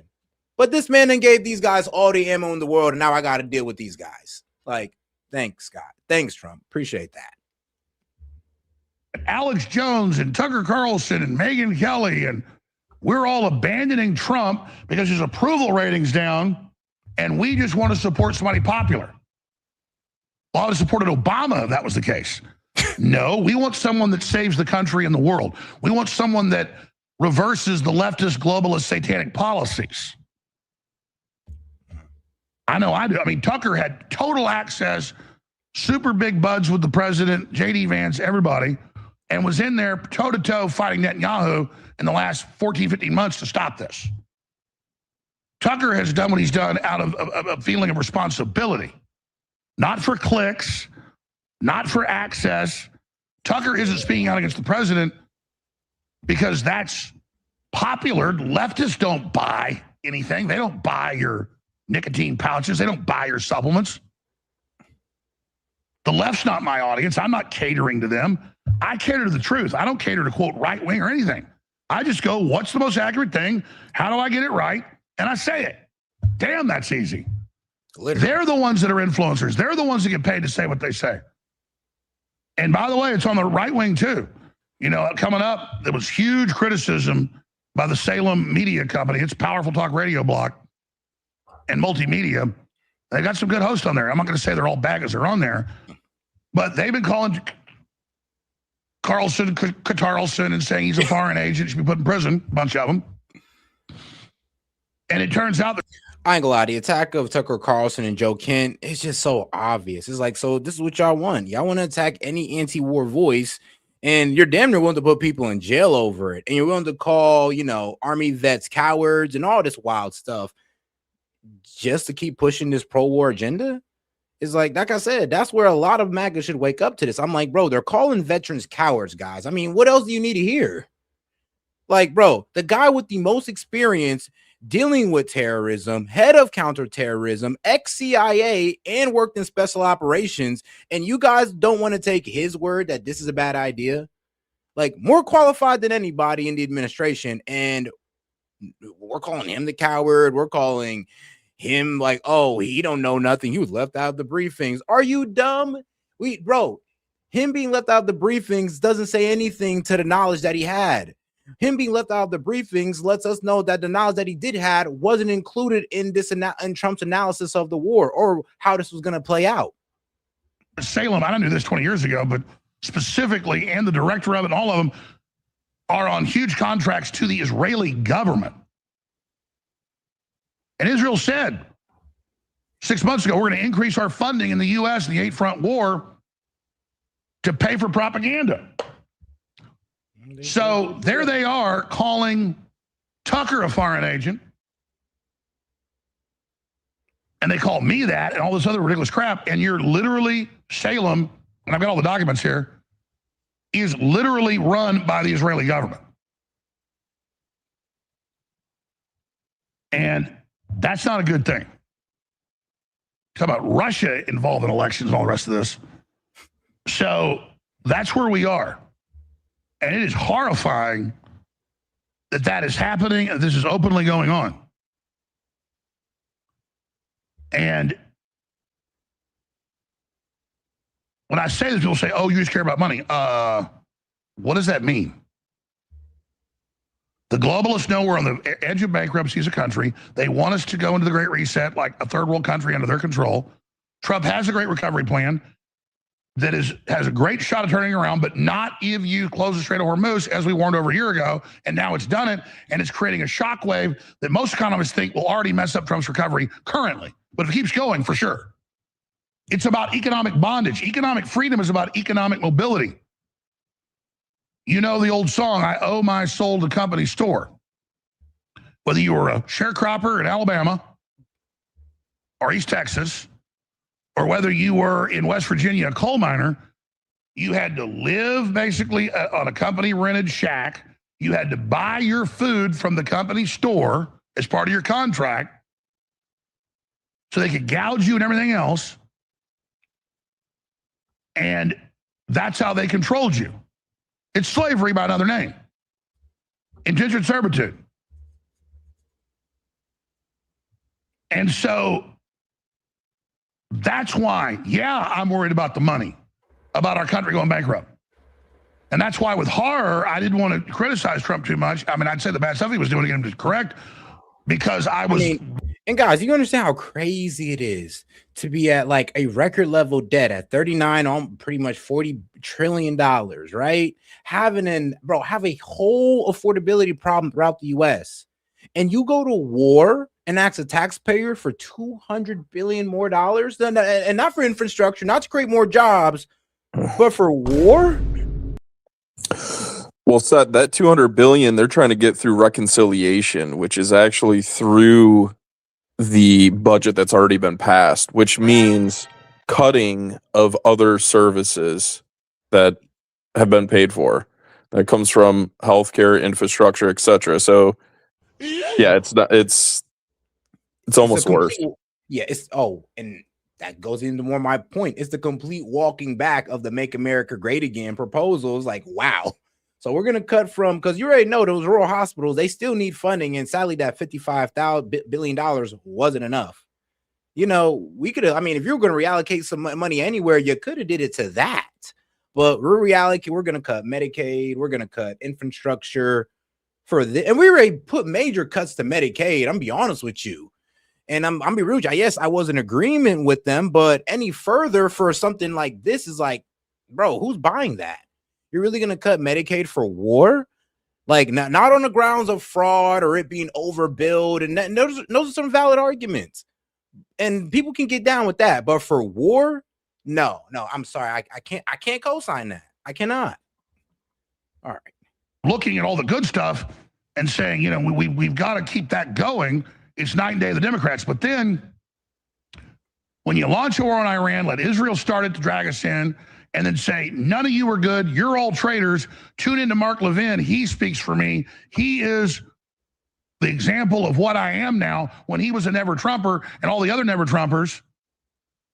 And they literally say, hey, Americans are supposed to die. It's what you signed up for. They're so nasty. And then I see obvious insider trading by his administration. And I've criticized Democrats for that ad nauseum. And I see, executive order protecting glyphosate and starting to block Kennedy and Pam Bondi taking fluoride out of the water and everything else. It goes on and on. And now starting to soften on the border. And I'm like, I don't like the change in course.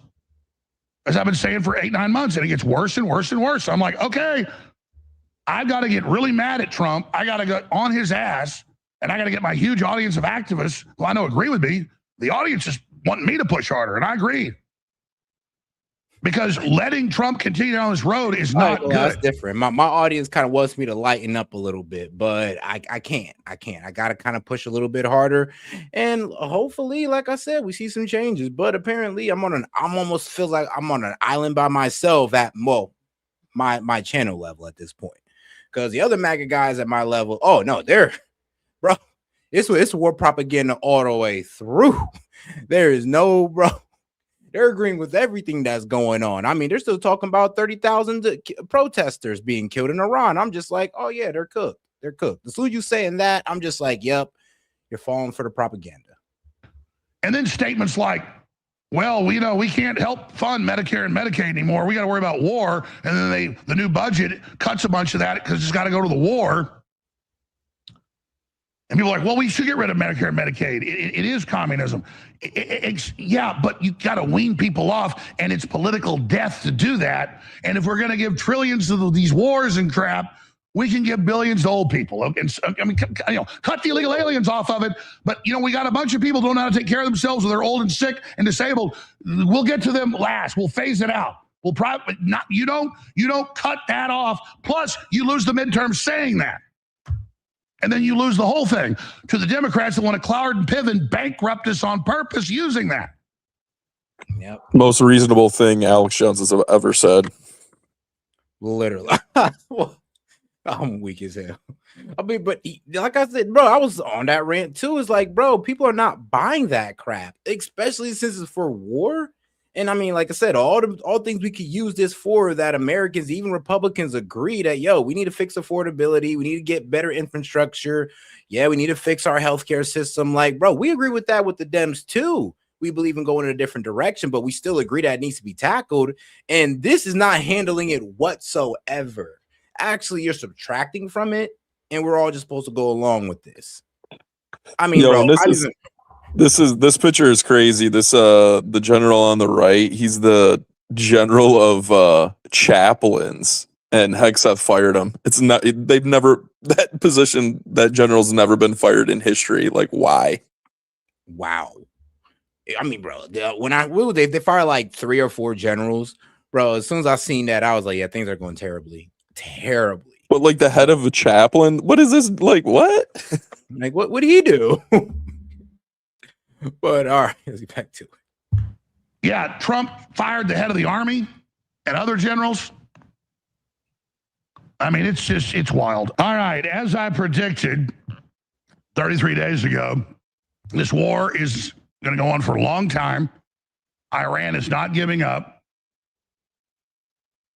And now they're getting ready to go into Krog Island. Floating hospitals, hovercraft, drone lasers, Trump force ready to land in Iran.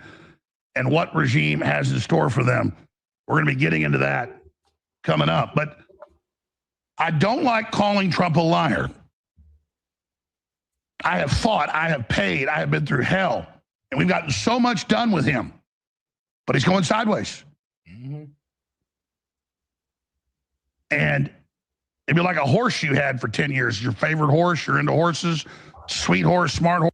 And one of the craziest things I started noticing too, though, bro's going from a populist to a corporatist. It was like, hold on, though. He's like, who you working for? You're supposed to be for the people, and suddenly working for a corporation and banks at a certain point. It started to get a little bit like eerie. I'm just like, all right, now things is looking weird. And like I said, you went from populist to corporatist, and I'm just like, okay, like maybe you listen a little bit too much to that. What's her name? Susan Wiles or whatever. Yeah, Susie Wiles. Yeah. You listen too much to this lady. Well, so I think it was all the sale, man. I'm gonna be honest with you. I mean, you get to be a billionaire and a real estate tycoon by having connections. I think he's always been a corporatist, to be honest with you. Makes sense. Makes sense, to be honest with you. Yeah, that makes sense. The problem is we were thinking that he was going to take that, him being a corporatist, or we was hoping he was being an ex-corporatist turned into a populist. That's what we thought Trump was. But like I said, he comes in and shows out to be a straight out corporatist. We thought he was a populist with the tariffs and all that good stuff.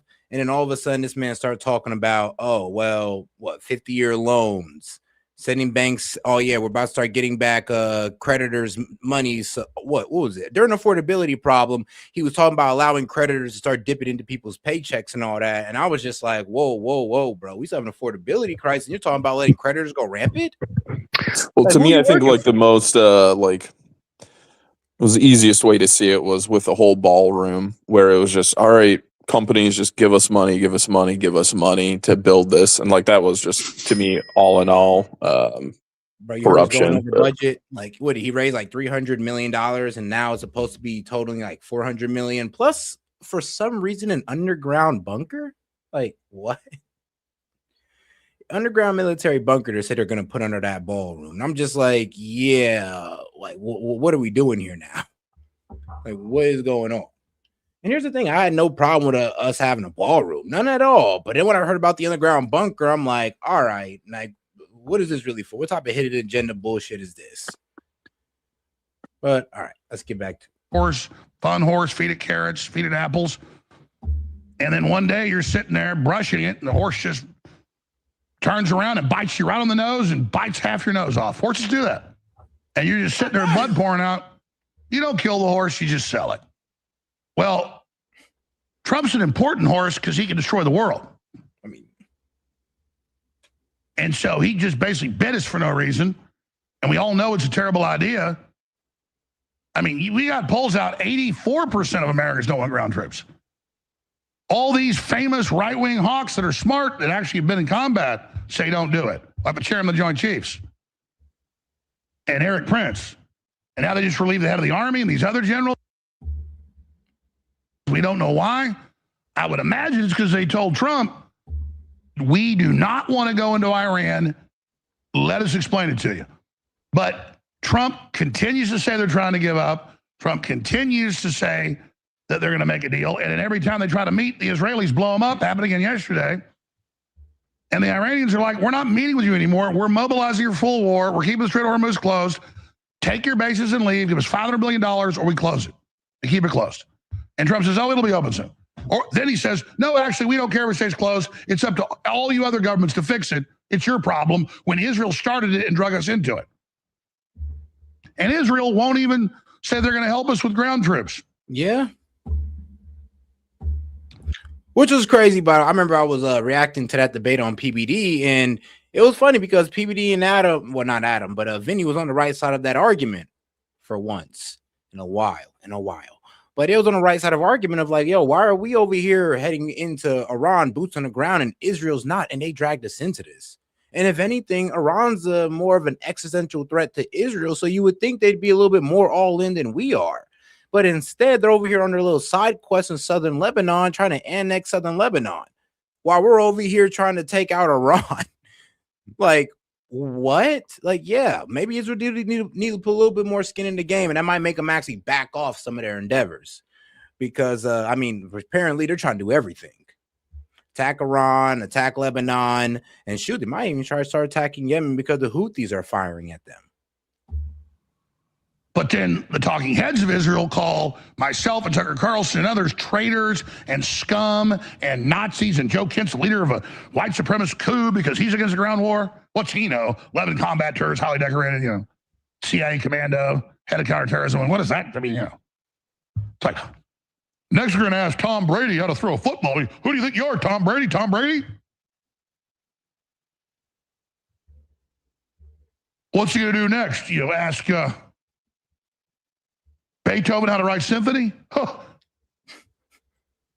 So, as Trump heralds regime change, Iran's leaders remain hardliners.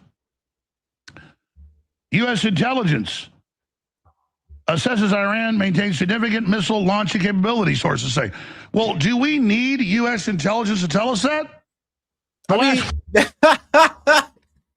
Nah, that's what I said too when I first read the memo. I was just like, be honest with you, I kind of can see that for myself. Iran has consistently been firing missiles off, even though every time I see Trump and Hegseth, they're talking about we've destroyed 90% of their missile capability. I'm just like, are you sure, bro? Because they just fired a rocket maybe like, I don't know, a couple hours ago. And then they say it again. And then you know what Iran does? Fire another rocket into Israel or one of the other Middle Eastern countries that's housing one of our U.S. bases. So you sure about that, bro? Because what I'm seeing, what you're saying, just not matching up. It's funny how he put that. Go ahead. Iran literally trolls like Trump and Hegseth when they make announcements like that. If they say something that they really don't like, they'll just lob a ballistic missile at Israel. It's really crazy. Have you seen the Lego AI propaganda videos they re-release? Oh yeah, it's great. Not for all this. Or like the AI rap videos that they make. Oh my goodness, man. You know what? I dare play one? Why not? I'm pretty sure I got one right here. Hold on. Just dropped specifically for Pete Kegsbreath. Yo, Pete Hexeth. This one's specially for you. You punk ass rapist, bitch. Straight to your tattoo covered clown with that cafe ink on your arm. Think you a crusader? Nah, just a drunk infidel in a fake uniform. Chain to kill all Muslims. Wasted in the hotel lobby. Sexual assault settlement in Monterey. Blocked the door, took a phone, paid her off quiet, cause Me Too was on. Now you secretary? What a joke, bro. Cheated on wives, multiple affairs, kids in the mix, family man, hell no. Handsy with women at Fox, drunk on the job, your own team say, yo, this dude toxic. Couldn't even guard Biden's inauguration, your own military said next. Book called American Crusade, dreaming holy war, but reality check. You just a failed vet, turned TV clown, slipping on your own mess. Trump picked you cause you kissed the ring, but wait, funny part ain't coming. The dude you sucking up for that secretary gig, Trump himself was Bill Clinton's top cocksucker, giving blue jobs back in the day. Real talk, you out here blowing for access, but he the original BJ queen. You thought our missiles max 2,000 kilometers? Cute, rookie mistake. We hitting the bow, worshiping Epstein Island crew, the ones who hurt the kids. Revenge for every American soul, you and Trump's dirty crew oppressed and dead. We taking payback for the girls, you broke the wives, you broke the Muslims you hate. Every victim screaming in the dark, Iran got you on the play. You threw everything at us, all your cards, all your might. We still operating on 10% power, laughing while you fight. We see everything, know every secret, every dirty Epstein link you hide. Where you least expected, in the shadows we ride, and no place to slide. This ain't full force, just a warm up, Persian flow with the wrath. Pete, you done roasted raw, Iran sending this heat. Feel the math, drop the mic, infidel clown, we coming. Like, bro, who gave these guys AI, man? That was like one of the best AI songs I've ever heard, actually. It's so like, crazy. bro, like, bro, not the bars was crazy and it sounded modern day. Like, come on, man. So, yes, and that's been all over the internet. You can find like more and more of these all over as you keep going. It just gets worse and worse. Like, when people say Iran is winning the propaganda game, well, I mean, that's what they mean by it. Like, they're winning the propaganda game. Actually, shoot, let me introduce you into a little bit more of the propaganda game. Bro, they got it. Bro, they got an anime. They even got their own anime, guys. Like, bro, Get the fuck out of here. Bro, watch this. イエメンが参戦したついに来たイエメンをターゲだ They said the mountains fell. He's like, commander of the mountain has arrived. イエメン軍を支援し前線統一のと参したこの侵略が止まるまで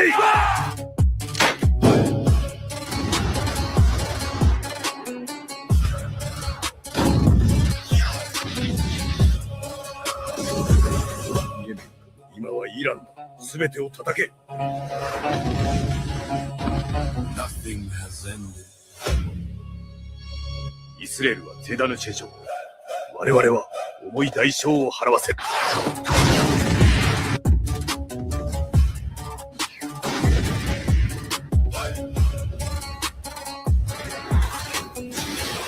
速報です。ホルム海峡の鎖にを正規レギキーが重化しています。とは経過量開始率。ソロビ薬はイカスのレウ乳発生するか。 But all right, we ain't gonna get into the whole thing, but you get my point here. It's like, bro, like I said, you wonder if the war is even being taken seriously on the internet at this point.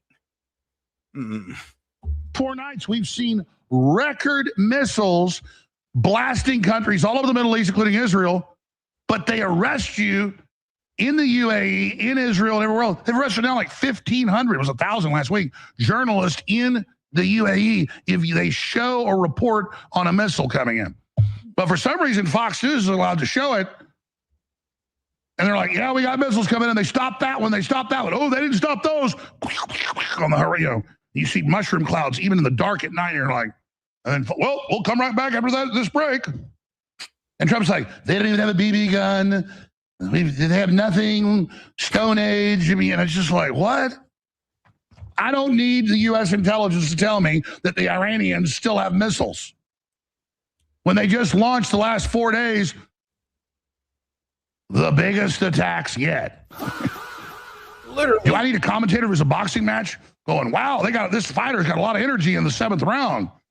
You can see who's got the energy. And Trump's like, we knocked them down. They have no energy. We want to pow, pow, pow, pow. And yeah, we're blowing the snot out of them even worse. But the regime isn't falling. So 18-wheelers and boats being blown up, what's that do? And if Israel can get us to go on the ground, which they're pushing. And here's the problem, bro. Iran got, bro, I'm pretty sure they got thousands upon thousands of 18-wheelers carrying missile carriers, this all underground. Like, they've bragged about it. They've shown videos about it. Like, trust me, they're not tripping over those on-ground carriers. They're not. Like, they got enough underground ones, sadly. Sadly. I mean, it doesn't even talk about their drone capabilities. They've got tens of thousands of Shahed drones that you can literally just put on top of a pickup truck. And I know they shoot like, what, 9 or 12 of them at a time. Oh, you're right. Out the back of a pickup truck, like 9 or 12 of them. There's no way that you like, they've got trailers that they can pull and, to your point, shoot off like 10 at a time. But literally a single shitty Toyota Hilux can carry one Shahed drone and blast it off. And that's all it takes to hold the Strait of Hormuz at ransom. So it's like there's no tactical way for us to take care of that issue. Yeah, literally. Nobody's gonna start throwing $1 million 100K missiles at it. So yeah, it's a tough position we're in, guys. We are fully trapped into this thing. Because if we start putting troops on the ground and they get repulsed or pinned down, then Trump is going to be like, oh, if I pull out now, I'm a weenie forever. And they know that. And he's going to fully commit. And then we're in full war, sweethearts. Yep. And when they bring in a national draft and stuff, the censorship is going to be unbelievable. Bruh. So, and the totalitarians know they are pushing us over the cliff here. And I am trying to stop this. And Trump's presidency will be destroyed. They're going to hang him out to dry when this is over. 1 He year can in, still maybe 1 year in, by the way, which is crazy. I always thought, I'm like, you know what? If he was smart, or yeah, if he was smart, I'm gonna be real with you. Maybe do this on your last year, maybe after you have accomplished some things or whatever. I don't know. Maybe put the economy in a better place. Maybe everybody wouldn't be so upset about this war. Maybe affordability was better. Wouldn't be that upset. I would still be personally upset, but you know, at least affordability is not as bad. We don't even got that to lean on. So yeah, like first year in, come on now. This was a dumbass idea. Yeah, I think that timing, like, I think that would make sense. But I think on the flip side of it, he saw 2026 midterms as like uncertain at best with the state of the economy and like ICE and the Epstein files. So post 2026, if you don't have the Congress to give you the money, They kind of got to do it, I guess. Yeah, that'd have been a lame duck presidency, but I mean, bro, they walk themselves into it. And that's why I said, I'm like, bro, if y'all lose the midterm because y'all don't want to fix affordability, and I mean, then I can't be mad at people even wanting to go vote Democrats. I'm talking about the independents. I can't be mad at that. They tried you guys failed, and now they're gonna listen to the Dems talk about affordability that, well, let's be real, Dems aren't really so good at. Not all of them, but most of them. Right. And I think what it was is like they saw 2026 as like a question mark, right? Like I said at best. Yeah. And a question mark that didn't have favorable odds. Yeah, but what he was being fed, right, is you're getting high off your own supply with Venezuela, and like Israelis telling you, hey, we can, just win from bombing or whatever. It's only going to take us a few weeks. If it came out like that, maybe the midterms might have turned around, right? But it was just like totally unreasonable expectation. Yeah. Literally. Actually, when this war first started, it was everybody like, what was it? Didn't they try to say like 4 days and a couple weeks? And then they moved the goalposts. Like they're just constantly moving the goalposts for how long this is supposed to last. I'm just wondering, like, all right, well, how much time is going to move the goalposts for you personally? Is just like, all right, man, no. Like, I'm not going to wait another 4 weeks and we're at the end of April or something like that. Like, God forbid we reach at the end of April and we're still in this. Well, I mean, Alex just said it, like, they just had the largest attack since the war began, Iran. They've been very measured in their approach because they're really trying to control, the height of escalation that they can kind of take here. They're obviously trying to avoid the ground war, but that's at the altar of like Trump's ego. Like Trump has never said sorry for anything, or I'm wrong, really, right? Like I've never heard that. So like a giant war, good luck. Yeah, good point. I mean, like I said, here's the thing though. I mean, we can win that ground war, but it's at what cost though? Like, I don't think the American people are ready or even know or are willing to find out. And that's going to be the problem. Once we put ground troops on there and we're trying to seize their nuclear facilities, I just want to let you know it's going to be a dogfight every single day. Persians have been living underground in those mountains for 6,000 years. Yeah. And like bro, that's what I was just like, bro, this is not going to be right for us. Because it's just like, first off, the mountains, the underground, like facilities, 100 million man army. It's just like, why are we doing this again? Like, why can't we just get them to sign a piece of paper? But apparently, BB just wants it that much. Because, hey, man, I can't spin this into, this is how it benefits us. Because it doesn't. Us attacking Iran hasn't benefited us yet. And for some reason, they're still trying to sell the, short-term pain, long-term gain idea. And trust me, it's falling upon deaf ears. Well, I know I'm covering my ears to the idea at this point. But all right, though, let's get right back into it. And guys, make sure to double tap that screen and like the video, guys. Appreciate the support, but let's beat the shadow ban by double tapping that screen. He turned back. I am doing all of this from a position of trying to save the country.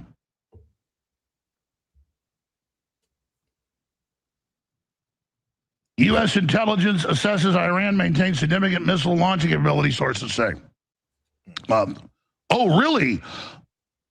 See, I don't need to go off assessments.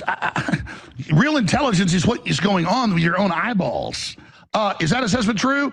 I don't know. Biggest missile attacks the last 4 days ever? I don't know. Is that true? Headline should be, it appears Iran held back much of its forces. I mean, yeah, I've been saying that too. I'm like, bro, Iran can start pulling out their Fatah missiles 1 and 2 and really start hitting whatever the fuck they want. Like, honestly. I mean, if that intelligence is true and Iran got that, 2,000-mile capability, then they could hit every ship in that area. And I'm surprised none of our ships backed out the area if that's the case, but I'm going to let them have it. I'm going to let them have that one. We don't know for sure. Iran missile supplies larger than previously thought. Iran more redundant than recently thought. Yeah, we know. Good God, people. As U.S. bombs Iran, Pope Leo takes aim at the idea of the god of war. Trump requests $1.5 trillion for military spending and says, sorry, can't help with Medicare and Medicaid. Nah, bro. It was this insane line that he said. What was it? I think it was during one of his little speeches, or no, it was little events, and he pretty much said, sorry, but we just can't afford daycare. We can't be paying for daycare. You know, leave it to the states and all this good stuff. And I'm just like, yo, affordability, JD Vance, you know, he kind of was running on, you know, making childcare more affordable. And now all of a sudden you're just hitting us with the, man, look, we can't help with that, man. We got a war to fund. Okay, guys? Healthcare, schmelfcare, bro. We need rockets. We don't need healthcare. We need rockets, people. And that's apparently what our president was hitting us with. Ah, here it is. Here it is.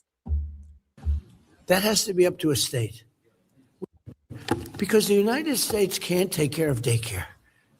That has to be up to... My bad, daycare. There it was. That's what I was told. Yeah, J.D. Vance was running on, you know, making childcare cheaper. And he's like, we can't help with daycare. I'm like, oh, yes, the F you can. If you can allocate money to buy rockets, you can allocate daycare vouchers. The hell are you talking about? To a state. We can't take care of daycare. We're a big country. We have 50 states. We have all these other people. We're fighting wars. We can't take care of daycare. You got to let a state take care of daycare, and they should pay for it, too.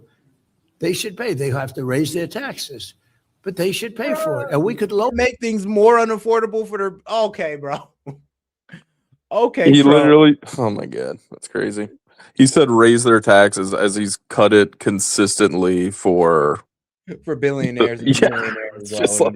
like the the cognitive dissonance is so insane. Like, and that's what killed me when he said that. I was like, but you're cutting taxes for the wealthy, and I get that. That promotes job growth. That's great. But raising taxes on the people in that state is going to make the unaffordability problem worse. And you over here co-signing it. I mean, bro, you serious? But yeah, that's one of the things that kind of teed me off today with Trump. If you're going to do that, then at least don't say it. Oh, it's 10D chess. No, it's what he calls not caring is what I call early onset dementia. And look, when I've been working 2 or 3 days too much, at 50-something, I feel like I got, you know, I'm kind of like, ooh. And people, my family said, you remember what you did last night? It wouldn't be something bad, but I'd like say something or do something. Like, I don't remember that. No drinking, no nothing, just exhausted, work 20 hours. Do not make good decisions when I've been working 20 hours. He's 79. He's Superman. Nobody's not saying he's got a personal nuclear reactor running him, but he ain't Superman in the real world. I mean, you call him Superman, but not really Superman. Trump should really take a few days off and just pray and just think about this. Pray for President Trump, and I'm dead serious when I say that. Because we had repudiated the left. There's a global awakening. Populism is winning. We're in the fourth turning. Great things are happening, and I want to salvage Trump. I'm going to criticize him. I'm going to give it to him with both barrels, but it's from a place of love for all of us, including him. These people that were never Trumpers and said, damn Trump, screw Trump, I hate Trump, put Trump in prison, that's all his best buddies now. Yeah. Yeah, we're running out of fertilizer, folks. A third of the world's fertilizer comes out of the Strait of Hormuz, about 32%. 21% or so comes out of Ukraine. Ukraine's basically been cut off. Now this, and we're in better position than most countries. Yeah, true. They have riots all over Asia now. The fuel's already run out. Stacks is on that. And again, liquid natural. No, I mean, he's not wrong. We're literally risking throwing the world into a food crisis. And like their side of the world, people are going to start fighting over water and food in the Middle East. All because this war, if we don't conclude this quickly, actually, or if we escalate it so far to where water desalination centers are destroyed, energy infrastructure is destroyed, they start destroying vessels and nothing can really get through. Yeah, bro. I mean, not only the collapse of the economy, but there's going to be people having wars all over Africa, all over the Middle East over water and food. Like, is that something you really want to? I'm be real with you. And this is the war that's most likely going to pop that off. Do you really want to be the one championing that? Really?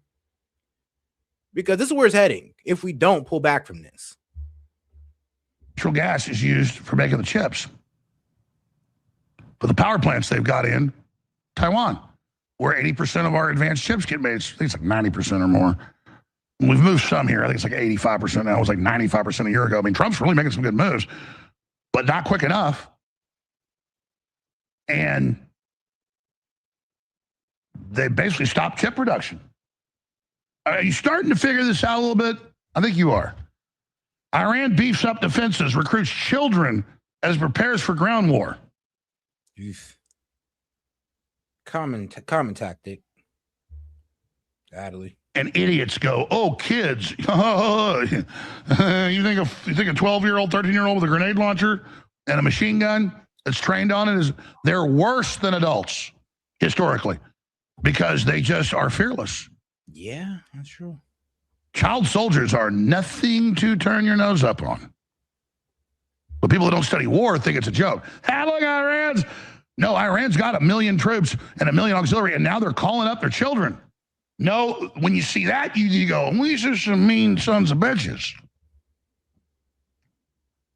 You know how many U.S. tank crews and Russian tank crews died when 12-year-old Germans fired phosphorus bazookas into their tanks?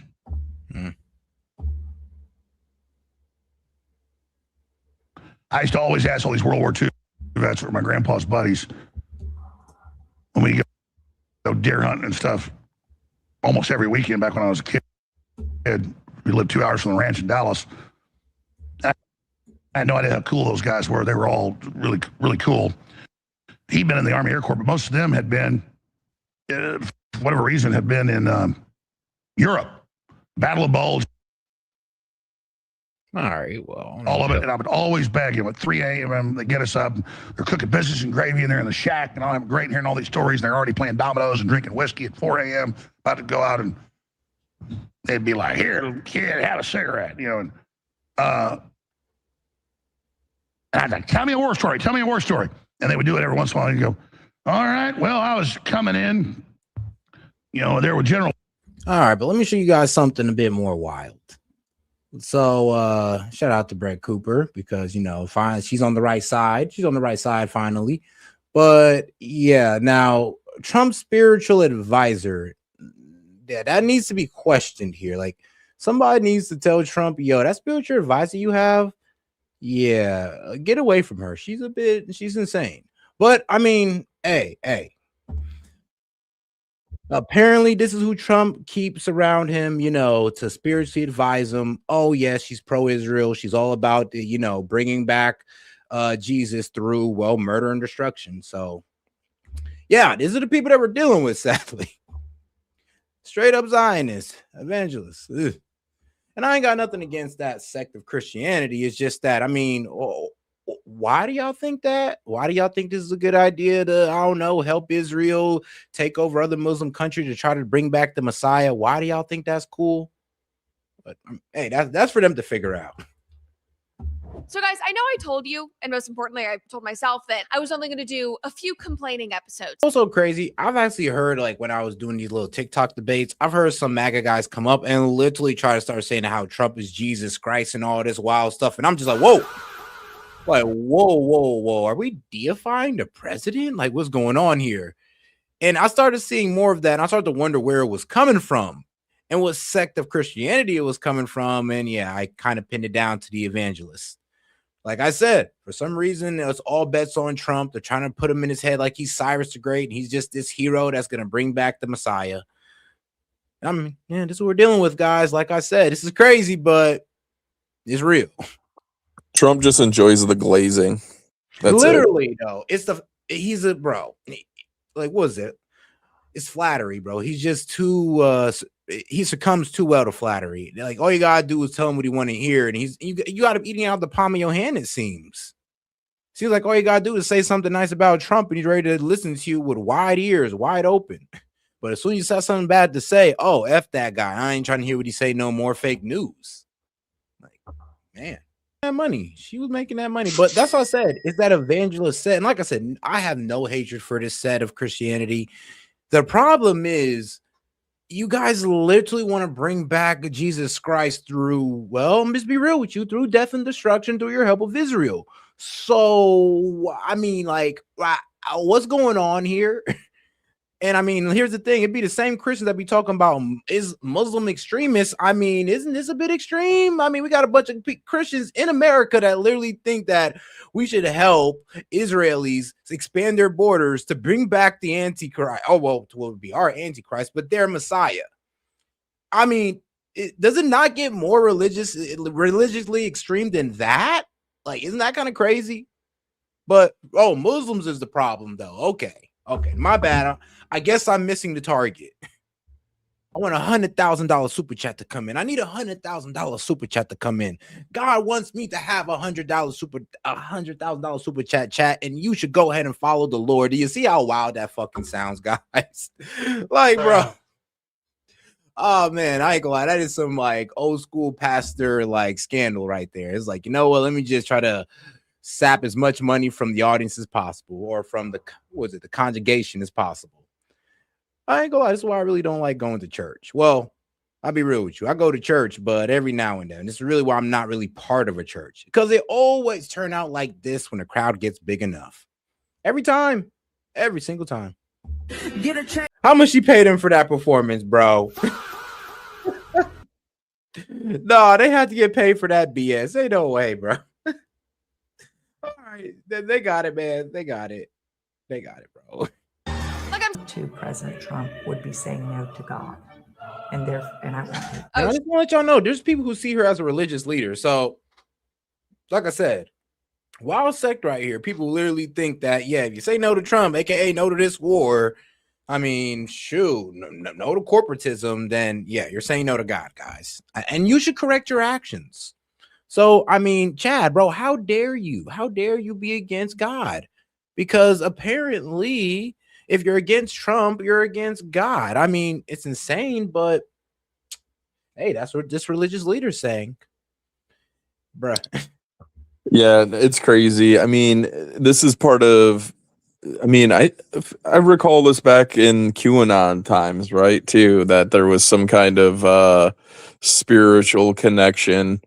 And listen, I totally support people of faith and thinking that God has a plan for everything. But that's obviously like taking it to extreme degree and deifying him, and I mean that's totally against the 10 Commandments. Man, literally. And here's a wild part of it. It's just their whole like eschatology that's like it just kills me, because it's like, yo, we're literally running our foreign policy off their religious extremism. Like, I just want to let people know that. Like, they're the biggest Zionists. Again, there's no other gods before God, so like this is literally like I don't understand this statement. I don't understand it either. That's what I'm saying. It's just like, yo, you're literally trying to deify this man Trump, and then you're using Christianity. So it's like, it's pretty offensive to me in a way, but it's just like, all right, now I'm starting to see how people are so sold into this. If there's this religious tone to it. I mean, like I said, there's a lot of people who believe in this, who was part of that religious, denomination. So what are we going to do? At this point, this is a complete violation of separation of church and state, or maybe church and president. But hey, spiritual leader? Hold on now. Did she say that right?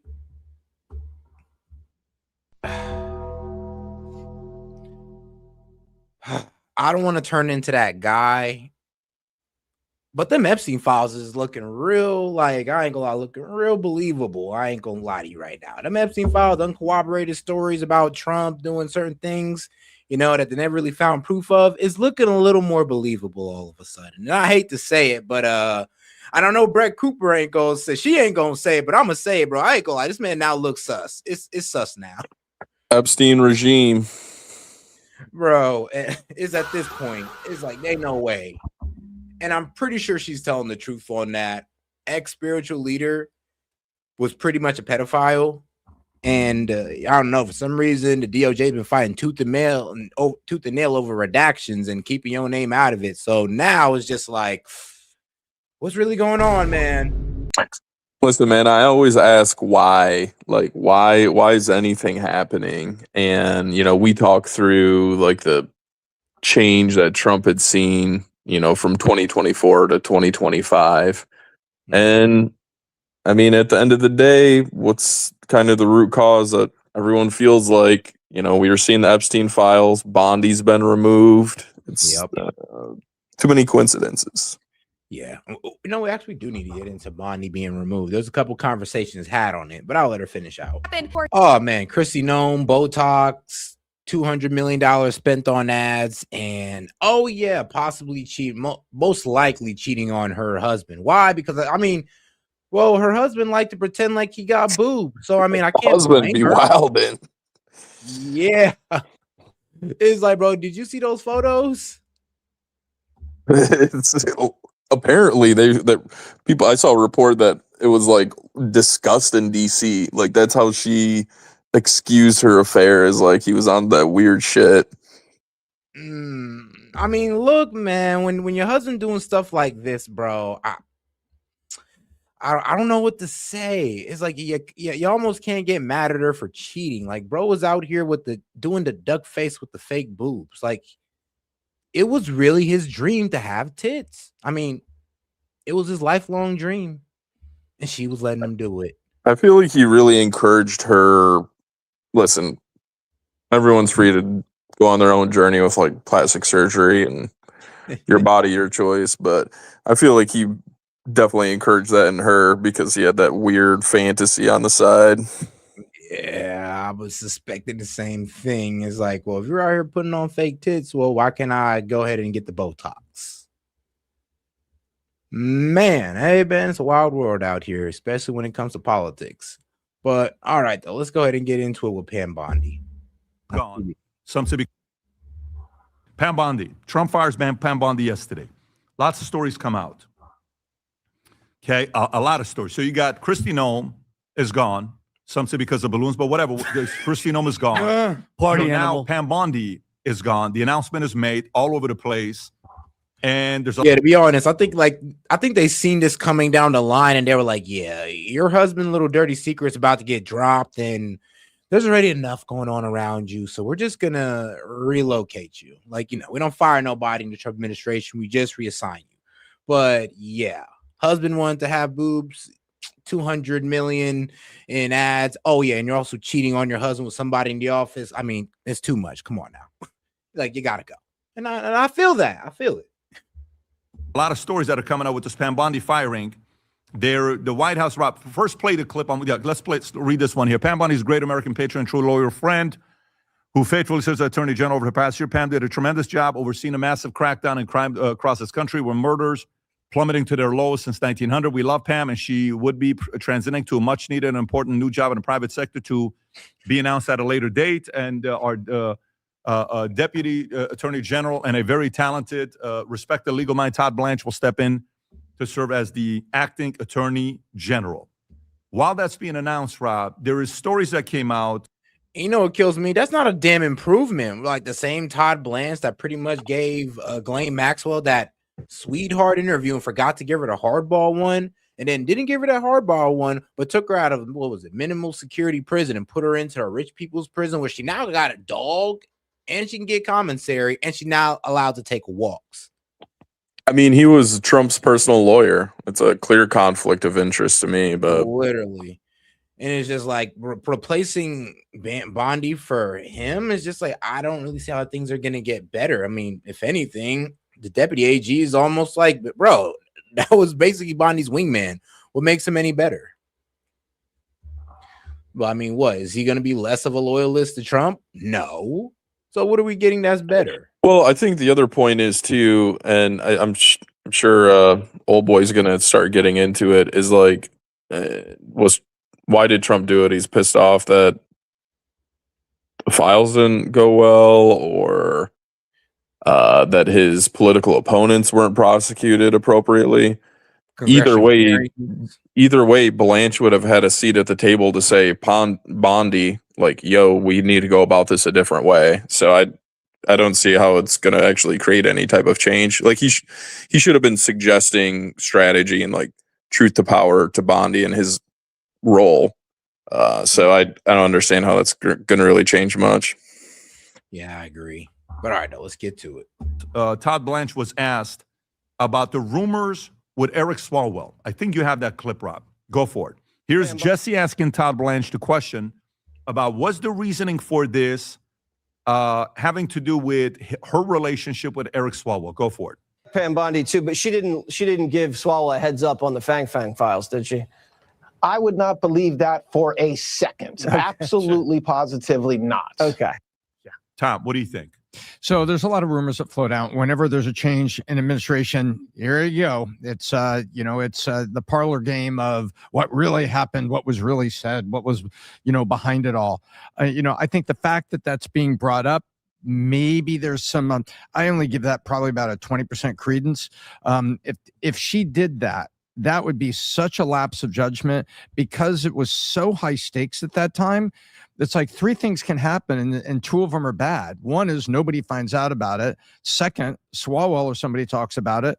And third, somebody on her team talks about it. It's like, I see the rumors. I see that because everybody wants a reason, Pat, right? Everybody wants, okay, what's the real reason here? By the way, she's going to a job in the private sector. Okay. What do you think happened? What do you think happened? Honestly, I like Pam, but I'll tell you objectively, if I was her manager sitting down there, I said, Pam, you got caught talking in a restaurant about the Epstein files. Then you had to do this press conference at the front of the White House. And then we had leaks and things going on.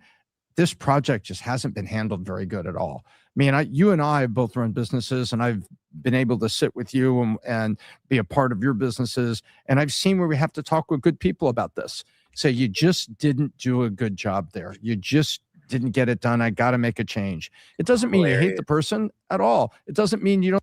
It's funny because it's funny that he said that because they did the exact same thing with Adam when it came to that Dave Smith debate. They sat him down and they was like, yeah, bro, you're part of the group. You're part of the brand. You can't be going out bad like that. Like, you can't be going out debating bad like that against Dave Smith. He made us all look bad. So trust me, yeah, they stand on that. I think they'll thrive in some other job, and you may help them get that other job.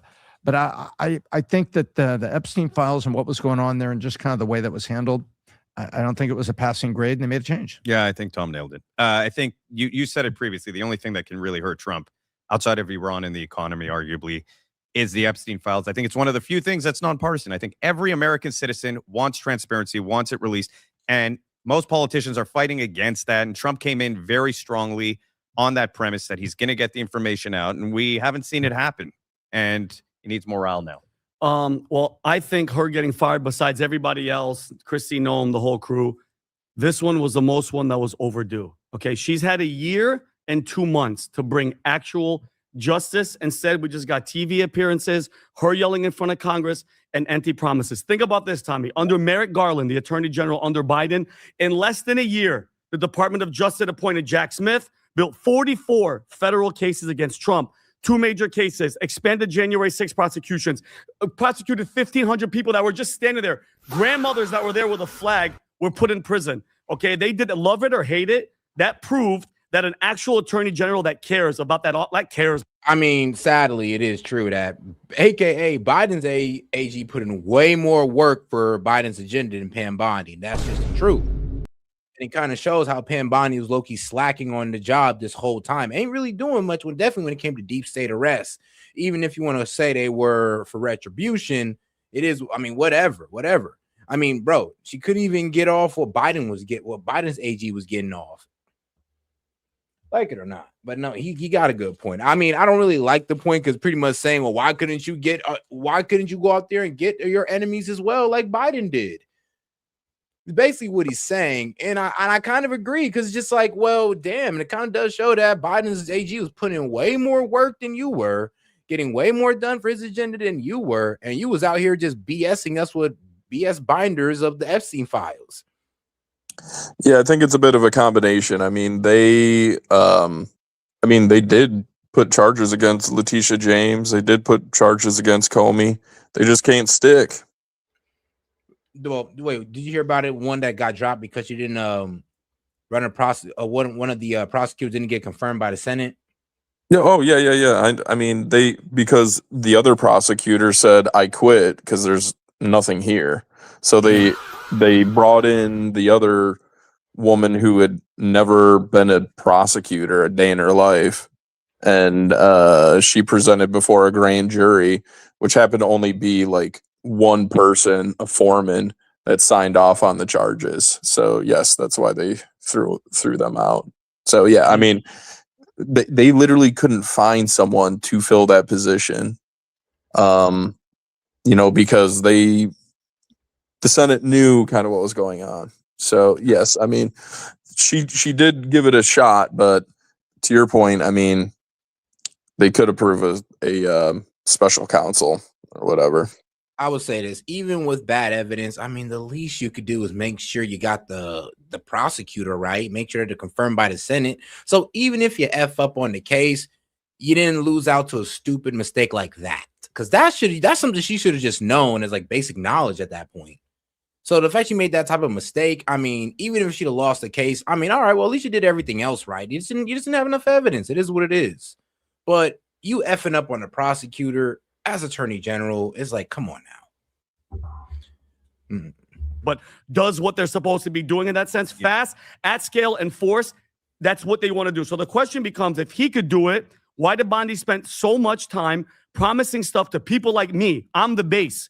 I'm the Trump base, has been down with him since 2016. No accountability that I voted for. No Fauci, no Russiagate, no justice to the censorship machine about the government, big tech, no accountability for Mar-a-Lago, the Catholic targeting memo, the lawfare crowd, or the weaponization of the DOJ and the FBI going to Twitter, paying them money, suppressing the Hunter Biden story. And then the biggest thing, like you guys said, is Epstein. That right there, and he said it first, was the biggest shot in the like, what the hell? Self-inflicted gunshot wound. Biggest fumble.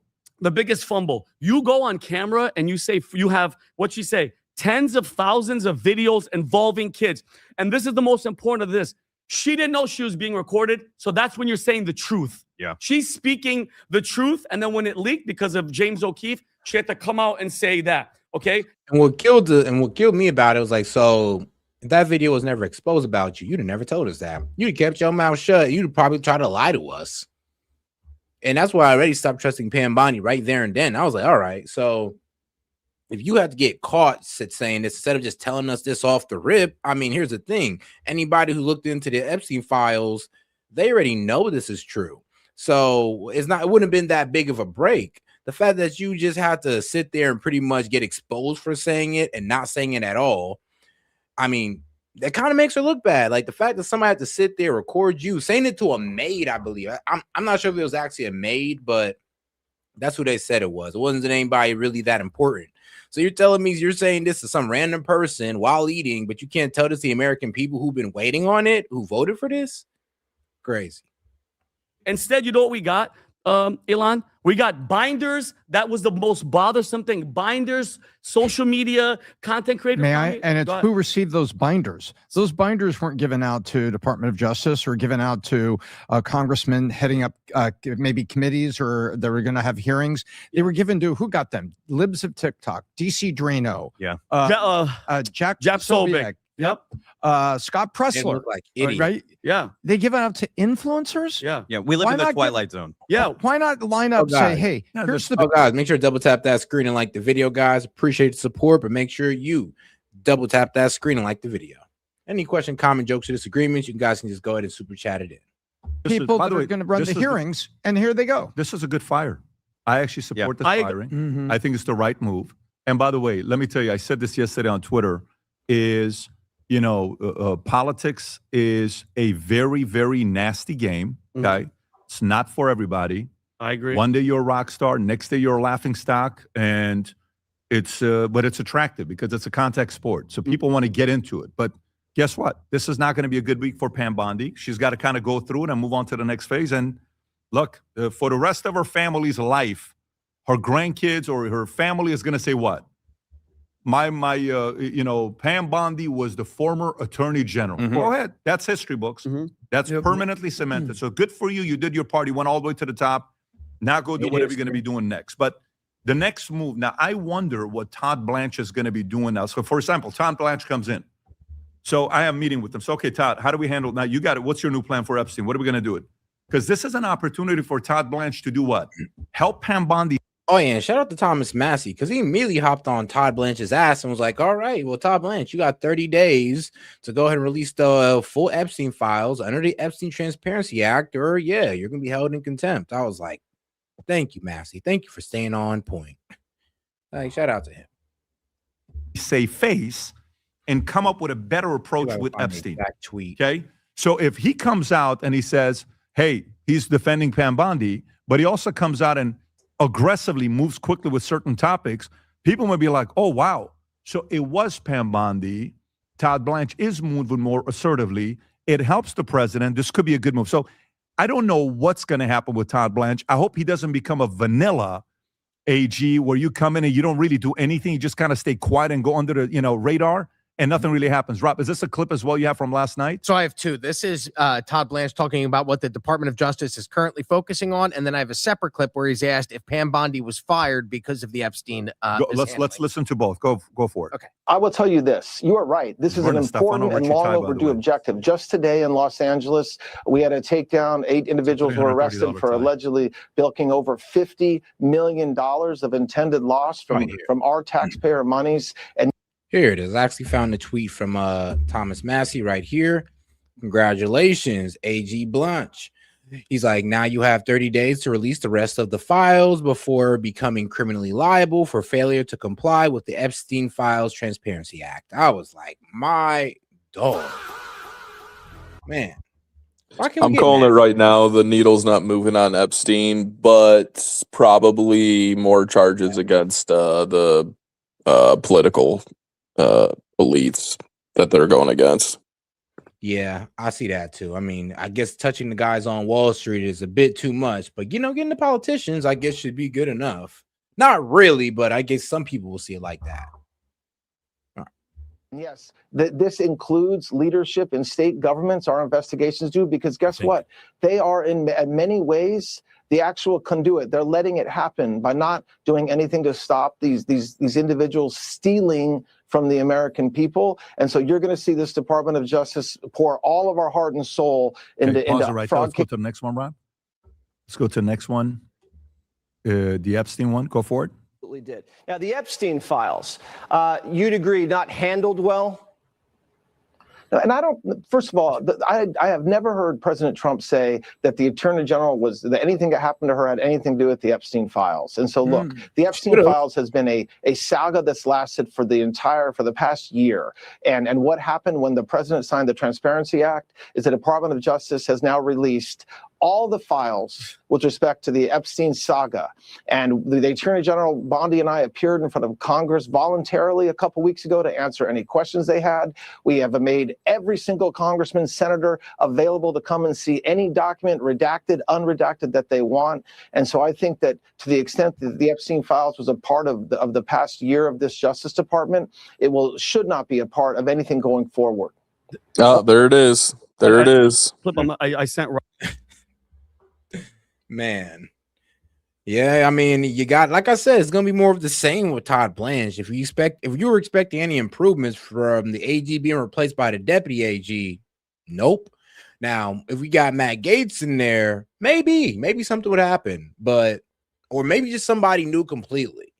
But no, we just got the deputy AG pretty much taking the place of the old AG. So no, nothing different. And then we're talking about the same deputy AG that pretty much just gave Ghislaine Maxwell pretty much everything she ever wanted, which was a more comfortable place to be imprisoned at. And she got a dog now. So, I mean, we're talking about that guy. Yeah, Todd Blanche, him. Rob, about if he's going to be vanilla or how he's going to be. I just sent it to Rob. Pat, you guys have to understand that out of all people, that's Trump's old lawyer. He's the one that went to interview Ghislaine Maxwell, and then she got moved to a more poshy prison cell or whatever you want to call it. By the way, she came in after Acosta. No, literally, it's for rich people. Like, most of the people in that jail are wealthy, and they mostly in there for, like, I don't know, like financial crimes or something like that. So there's nothing crazy, nothing violent, and they just get to sit there and live the good life while in prison. Well, you know, He's also your like the only average sex offender there. peon must suffer through prison, you know, go through the regular prison system. So, well, my bad. What'd you say? She's also like the only sexual offender there too. Yeah. That was crazy too. That's what I'm saying. It wasn't supposed to be for anybody who had a sexual crime or any type of violent crime. So the fact that she's in there is absolutely insane, like crazy. But I mean, she kind of fits in there because she got money, but still a sexual offender, human, like basically a child trafficker, and she's in a Hell rich no. people jail. I want her ass in nasty Rikers Island. She does not deserve Club Fed.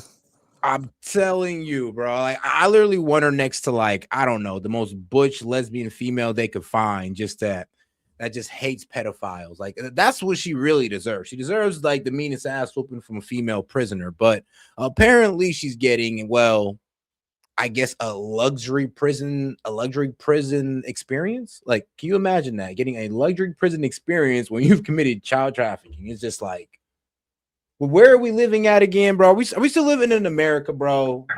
I'm almost starting to think we're living under like a monarchy or an oligarchy for real at this point. There ain't no way. Ain't no damn way. But all right. Alex Acosta in Florida, her connection to Epstein is so intertwined. She wasn't there for him, but after he was gone, she came in. They didn't pursue anything for Epstein. If you want to know, Pat, his attitude towards it, look at the question they ask and look at his response, and you guys tell me what you think he's going to be pursuing after this. Go ahead. And then I have one thing to say. You said this is the end of the Epstein, of your review of the Epstein files. So just to clarify, is the public going to learn the identities of the men who abused the girls with the information that you're releasing? And if not, why not? And then I have a quick follow-up. You just baked in an assumption into your question that I have never said and I don't know to be true. Is the public going to learn about men that abuse these girls? Like, what does that mean? What do you mean? What does it mean? Wait, what? Well, I mean, there. Like I ain't gonna lie. He confused a reporter with his response. He was like, wait. 10 out of 10 lawyers speak. 10 out of 10 lawyers speak. I mean, I ain't gonna. Yeah, I know you would know, huh? But I was saying that was pretty good because that left me perplexed. I'd have been like, "Whoa, what do you mean?" I mean, wait, like, shouldn't we know this or know what? Yeah, you're right. He got it. He got him with that one. The men who abused the young women through Epstein's. Look, we said in July, and it remains as true today as it was in July.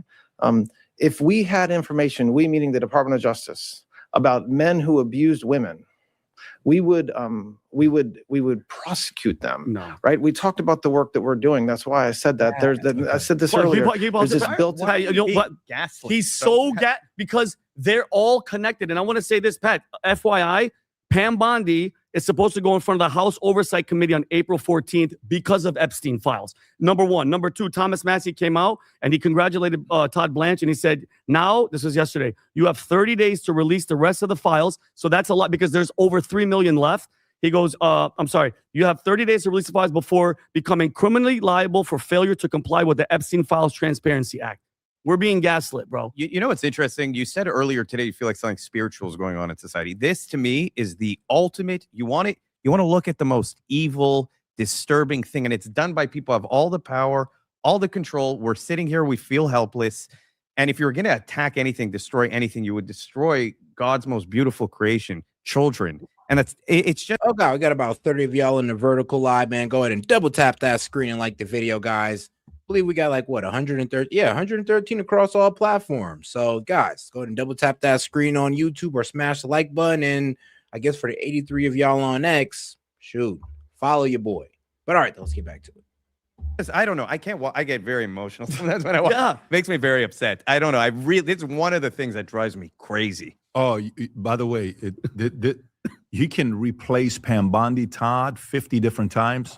The American people are not going away with Epstein. I really hope you can not. replace anybody you want. I agree. It's not going away. Yeah. They're just going to be the next person to get grilled on it. Like, no matter who y'all get, y'all can get a completely new AG and deputy AG, and we're going to still grill them the same way about these Epstein files. It's not going nowhere. Y'all have already shown us enough to where we'll never let it go. And as we should be like that. And y'all gonna have to deal with that until you give us what we want. I don't want to go Epstein. I want to stay here on Trump. Look, I bet you don't. I figured out kind of how Trump operates. Everyone kind of speculates how Trump operates. You tell me if you agree or disagree with this. You've heard of the hot crazy matrix? Never heard of that? The hot crazy matrix? The hotter the girl, the hotter the girl, the crazier she is. You got to figure out, is she crazy? Is she not? Is she hot? Then you kind of figure out what there goes from there. Okay. You've heard of the Navy SEAL trust versus skill matrix. The Navy SEAL want people to trust. They obviously want high skilled, but trust is more important than skilled. Yep. What's the Trump matrix? In my opinion, it's loyalty and competence. The number one thing is, are you with me or against me? If you're not loyal, that's it. There's no place in this administration for you. But are you competent? Are you actually good at your job? Do you have skill? Are you talented? Are you going to help me win? We're going to win so big. So to me, everyone is judged on this matrix. Are you loyal or disloyal? Are you basically screwing things up or doing a good job? And that's how Trump operates. To me, loyalty for Trump will get you in the door, but competence will keep you in the house. Just like in a dating situation, to use the hot crazy matrix, beauty will keep you in the door and get you in the door. Inner beauty and being a good person will keep you in the house. So to me, Trump is looking at everybody, JD Vance, Rubio, RFK, Bondi, Kristi Noem goes, are they loyal? Are they with me? And are they doing a good job? And to me, if you want to question Pam Bondi, do you think Pam Bondi was loyal? I think she was pretty damn loyal. Yeah. I think her flaw was competence. JD Vance, in another capacity, is he loyal? Maybe there's some questions. I don't know. Is he competent? Yeah. It seems so. Yeah. That's how you judge Trump. Remember his first pick? His first pick was Matt Gaetz. Yeah. And the Senate told there were 64 senators that said, we will never vote for Matt Gaetz. So it was impossible confirmation. For Attorney General, I mean, bro, Matt Gaetz would have been that guy, bro. Oh my goodness. Matt Gaetz would have been a really good choice. I mean, I like Matt Gaetz. I know he got caught up in some bullshit that he beat, but yeah, let's be real though. He was unconfirmable. Yeah, the senators pretty much stood up against him. It was cooked. It was cooked from the get-go. But he'd have been a way better choice than Pam Bondi. And I ain't gonna lie, we'd have got the Epstein files with Matt Gaetz for sure. For sure. For AG, right? He was the one. Yeah. Trump wanted a pit bull. He wanted a pit bull to go out and prosecute the people that had illegally prosecuted him and to go right those wrongs. Those were real things. You look at all the things that he went through. And I'm not a cheerleader for him. Forget his name is Trump. Just go down the list and say a sitting president and then a citizen after he left office was subjected to all of this and how much of it turned out to be wrong. Yeah. Why wouldn't you want it? But People you're saying he wanted a pit bull, but he got a chihuahua on Pam Bondi. No, I didn't say that. You just said that. I did. I would never. I inferred that. way. But what I would say is the following: there's difference between competency. I would add one more thing to it. Sure. To that, trust competency, and I would add one other one. It's media prepared, and she failed in the media side. She did when she went in the hearing. That was not good. When she didn't realize when you're in the market and you have to always assume cameras are on you and people are asking a question at a coffee shop, media trained, you have to know, you have to be bulletproof with secret sauce. I always explain the circles. You got people that are in different circles and you have the smallest circle where you open up and talk about anything. And you'll always test the circle by dropping stuff that nobody else will know to see if it leaks out and like, that guy's, I can't trust that guy, and going out. So you have to make sure who you trust. The loyalty part is there, but it's also not bragging about the intel that you have. Some people want to brag about the intel that they have. Some people want to say, let me tell you how important I am. No, it's not about you. So, it's not easy. There's a mob element to it when you're hiring certain people on your team. And by the way, you know what else you do? Sometimes also you bring people on your team that you intentionally use them and they don't even know it as the person to leak information. Yeah. They don't even know why they got hired. Like, why does he have me in my, because you don't realize I intentionally, when I want the market to know what's really going on, I'll tell you and I'll tell you not to tell anybody. You're telling me that night. So I know how to use you as well. You ready for the next thing that they're going to say about Trump? By the way, I agree with you on the media savviness. That's obviously a major component. The next attack line on Trump is that media savvy. Like, come on, Adam. Call board, bro. But all right. We're gonna go ahead and end it on this one, man. We're almost 4 hours in. And yeah, man, shout out to my man Sid and Chad for joining me up here. Appreciate it, big Big man, I'll see you later. All right, man. See you, bro. Appreciate you for coming up. Appreciate the support, man. And all right, man. Shout out to the shout out to the I guess the more liberal panel. We had Sid and my man Chad up here. Shout out to both of them. So all right, guys, I'm gonna go ahead and close on out with a word from our partners at Cowshees. Make sure you go ahead and take advantage of that deal using the promo code SETmedia when you sign up for Cowshee to take advantage of this deal right here. Oh, and don't forget to double tap that screen and like the video and also subscribe to the channel. But all right, to our partners at Cowshee, this is Set with Set Media. Yo, this is Set with Set Media, man. I'm here to talk to you about our partner, Cowshee. Cowshee is the largest legal prediction market in the United States with over 1 million users. It's available in all 50 states. They are a real money market. People trading on what they think will happen. You can build a position and trade in and out of almost any prediction you think. Cowshee facilitates trade between people kind of like the stock market. There's no limiting your trades just because you're winning. Cowshee will pay you interest on your position. So if you make a long-term trade, you can earn a return even before the market is resolved. If you want to try out Cowshee, go ahead and give them a try, guys, at my link, cowshee.com/setmedia. Get $20 when you trade 20, so it's 20 for 20, guys. Once again, that's cowshee.com/setmedia. Go ahead and use my code SETmedia to get $20 when you trade 20. Let's go ahead and take a look here at Cowshee, because like I said, it is a trading market where you can put in your prediction and you can go ahead and earn interest on that. You can make money off the knowledge that you know, and if you put $20 in, you get $20 back. So all right, guys, make sure to go check out my guy at Cowshee, because you can get in on good trades like who will Trump nominate as Fed chair? Will Ali Khamenei be outed as the supreme leader? And will the U.S. confirm that aliens exist before 2027? So if you want to get in on this action, once again, go ahead and go to my partners at Cowshee. Go ahead and use the link, or you can hit the QR code above and use Set Media to go ahead and get $20 when you trade 20. This is Set from Set Media, and shout out to Cowshee.